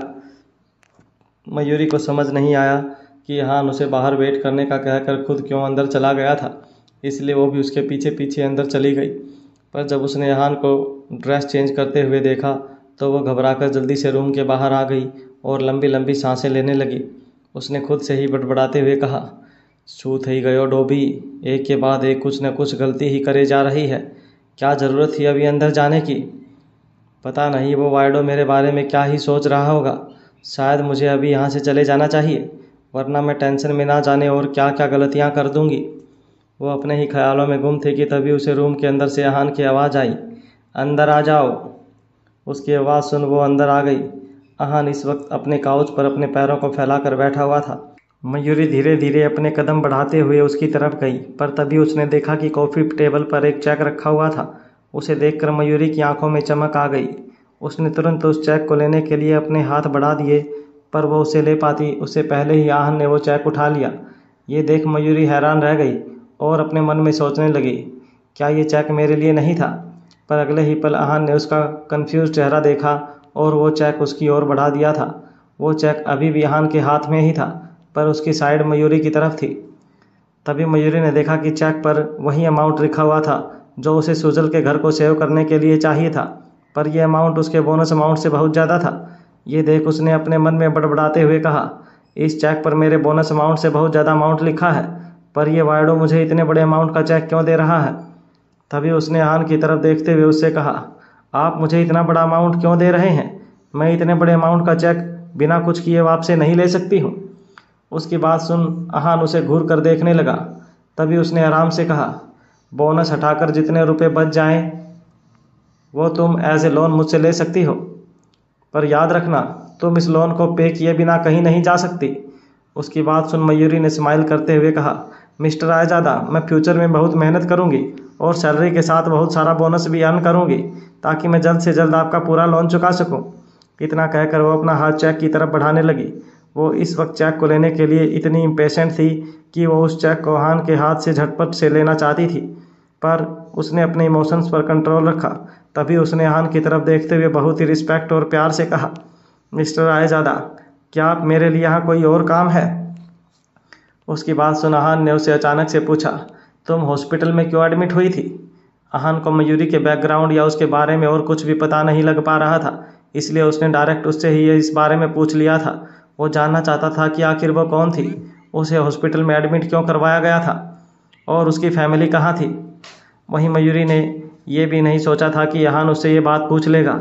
उसका ध्यान इस वक्त बस उस चेक की तरफ ही था। उसे डर था कि अगर वो उससे कोई भी गलत जवाब देगी तो कहीं वो उससे वो चेक छीन ना ले और फिर वो सुजल की हेल्प भी ना कर पाएगी। वो इस वक्त एकदम खामोश थी। अहान ने उसके चेहरे की तरफ देखा। उसे देखकर वो समझ गया था कि वो अभी बहुत से ख्यालों में खोई हुई है। ये देखकर उसने फिर से उससे कहा, मुझे सिर्फ सच सुनना है। उसकी बात सुन मयूरी ने अपना सिर उठाते हुए उसे कहा, मुझे भी नहीं पता कि मैं हॉस्पिटल में एडमिट क्यों हुई थी। आप ही ने तो कहा था कि आपको बस सच जानना है, तो यही सच है। अपनी बात पूरी करने उसे जल्दी से उसके हाथों से वो चेक ले लिया।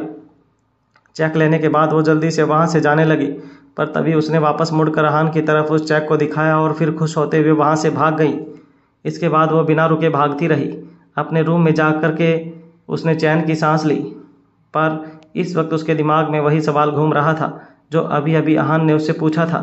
ये सोचकर उसकी आंखें छोटी हो गई, क्योंकि उसने अभी अभी अहान से जो कुछ भी कहा था वो झूठ नहीं था। मयूरी को जब होश आया तो वो उस वक्त हॉस्पिटल में थी। सुजल ने ही उसकी जान बचाई थी। वो सुजल को हॉस्पिटल के एंट्रेंस पर मिली थी। जब उसे होश आया था तब उसका परिवार या कोई दोस्त उस वक्त उसके साथ नहीं था। यहाँ तक कि उसे खुद की आइडेंटिटी के बारे में भी पता नहीं था। वो तो उसकी किस्मत अच्छी थी जो वो सुजल से मिल गई, वरना शायद वो आज इस दुनिया में ही नहीं होती। यही सब सोचते हुए मयूरी अपने बेड पर आकर लेट गई। उसने खुद को सिर से पांव तक ब्लैंकेट से कवर कर लिया था। थोड़ी देर बाद उसने ब्लैंकेट से अपना सिर निकाला और छत की तरफ देखते हुए कुछ सोचने लगी। कुछ तो गलत है। आखिर इस वायडो को कैसे पता कि मैं हॉस्पिटल में एडमिट थी, और उसे कैसे पता कि मुझे इस वक्त इतने ही पैसों की ज़रूरत है। यही सब सोचते हुए उठकर बैठ गई। उसने साइड में रखे लैंप को ऑन किया और अपने हाथ में पकड़े हुए चेक की ओर रोशनी में ले जाकर देखने लगी। वो लाइट की रोशनी में उस चेक पर लिखे अमाउंट को ठीक से देखना चाहती थी कि वो एग्जैक्ट वही अमाउंट था जितनी उसे ज़रूरत थी या फिर कुछ कम या ज़्यादा था, पर वो एग्जैक्ट वही अमाउंट था। तभी वो अपने मन में सोचने लगी, इसका मतलब उस वायडो ने मेरे बारे में इन्वेस्टिगेट करवाया था।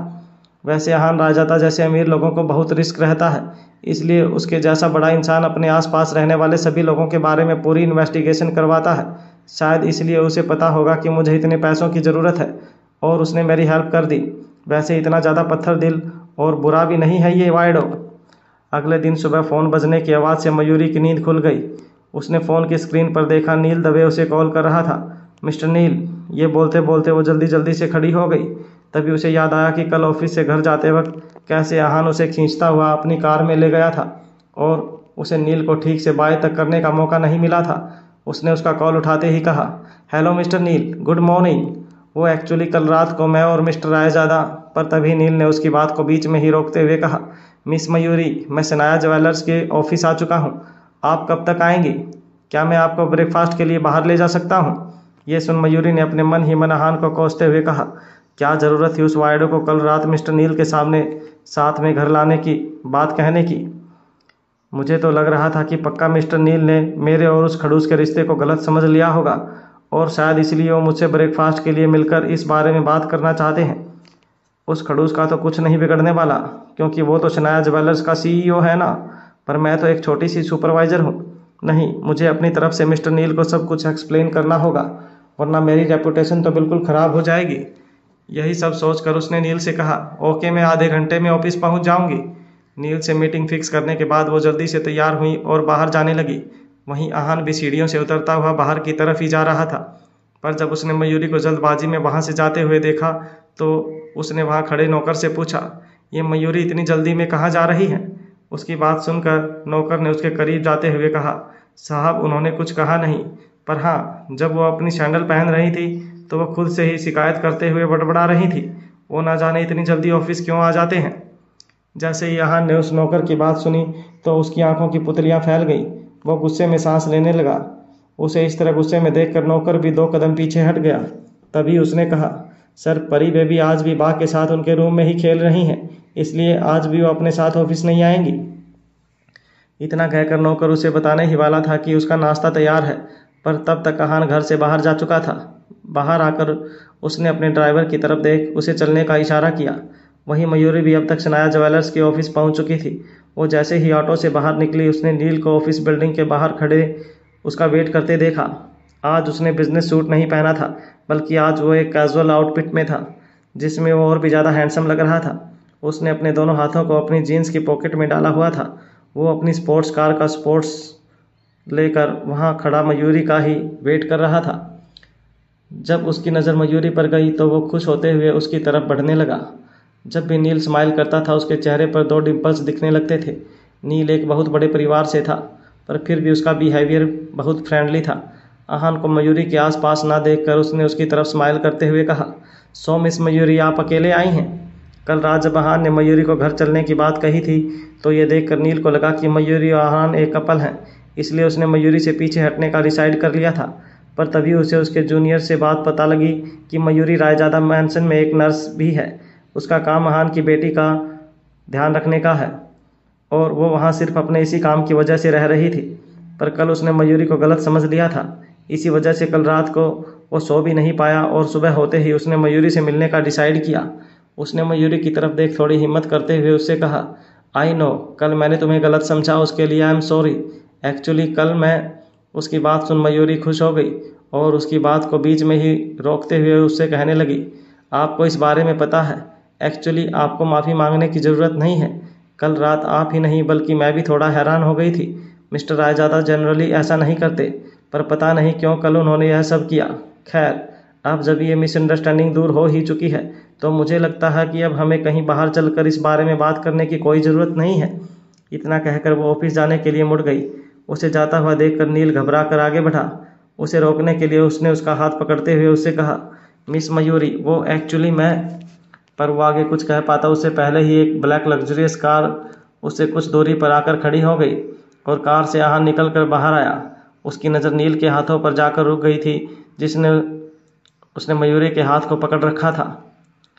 उसकी गहरी नज़रों को देखकर नील ने अपना हाथ जल्दी से पीछे खींच लिया। वहीं जब मयूरी ने जैसे ही आहान की तरफ देखा तो वो उसके पास आते हुए उससे बोली, गुड मॉर्निंग मिस्टर रायजादा। आहान ने कल रात उसे वो चेक देकर उसकी बहुत बड़ी हेल्प की थी, इसलिए वो आज बहुत रिस्पेक्ट के साथ उसे विश कर रही थी। पर उसे देखकर वो इतनी तेज़ी से उसकी तरफ बढ़ी थी कि पास ही पड़ा हुआ पत्थर भी उसे नहीं दिखाई दिया और उस पर पैर रखने की वजह से वो लड़खड़ाकर सीधी आहान की बाहों में जा गिरी।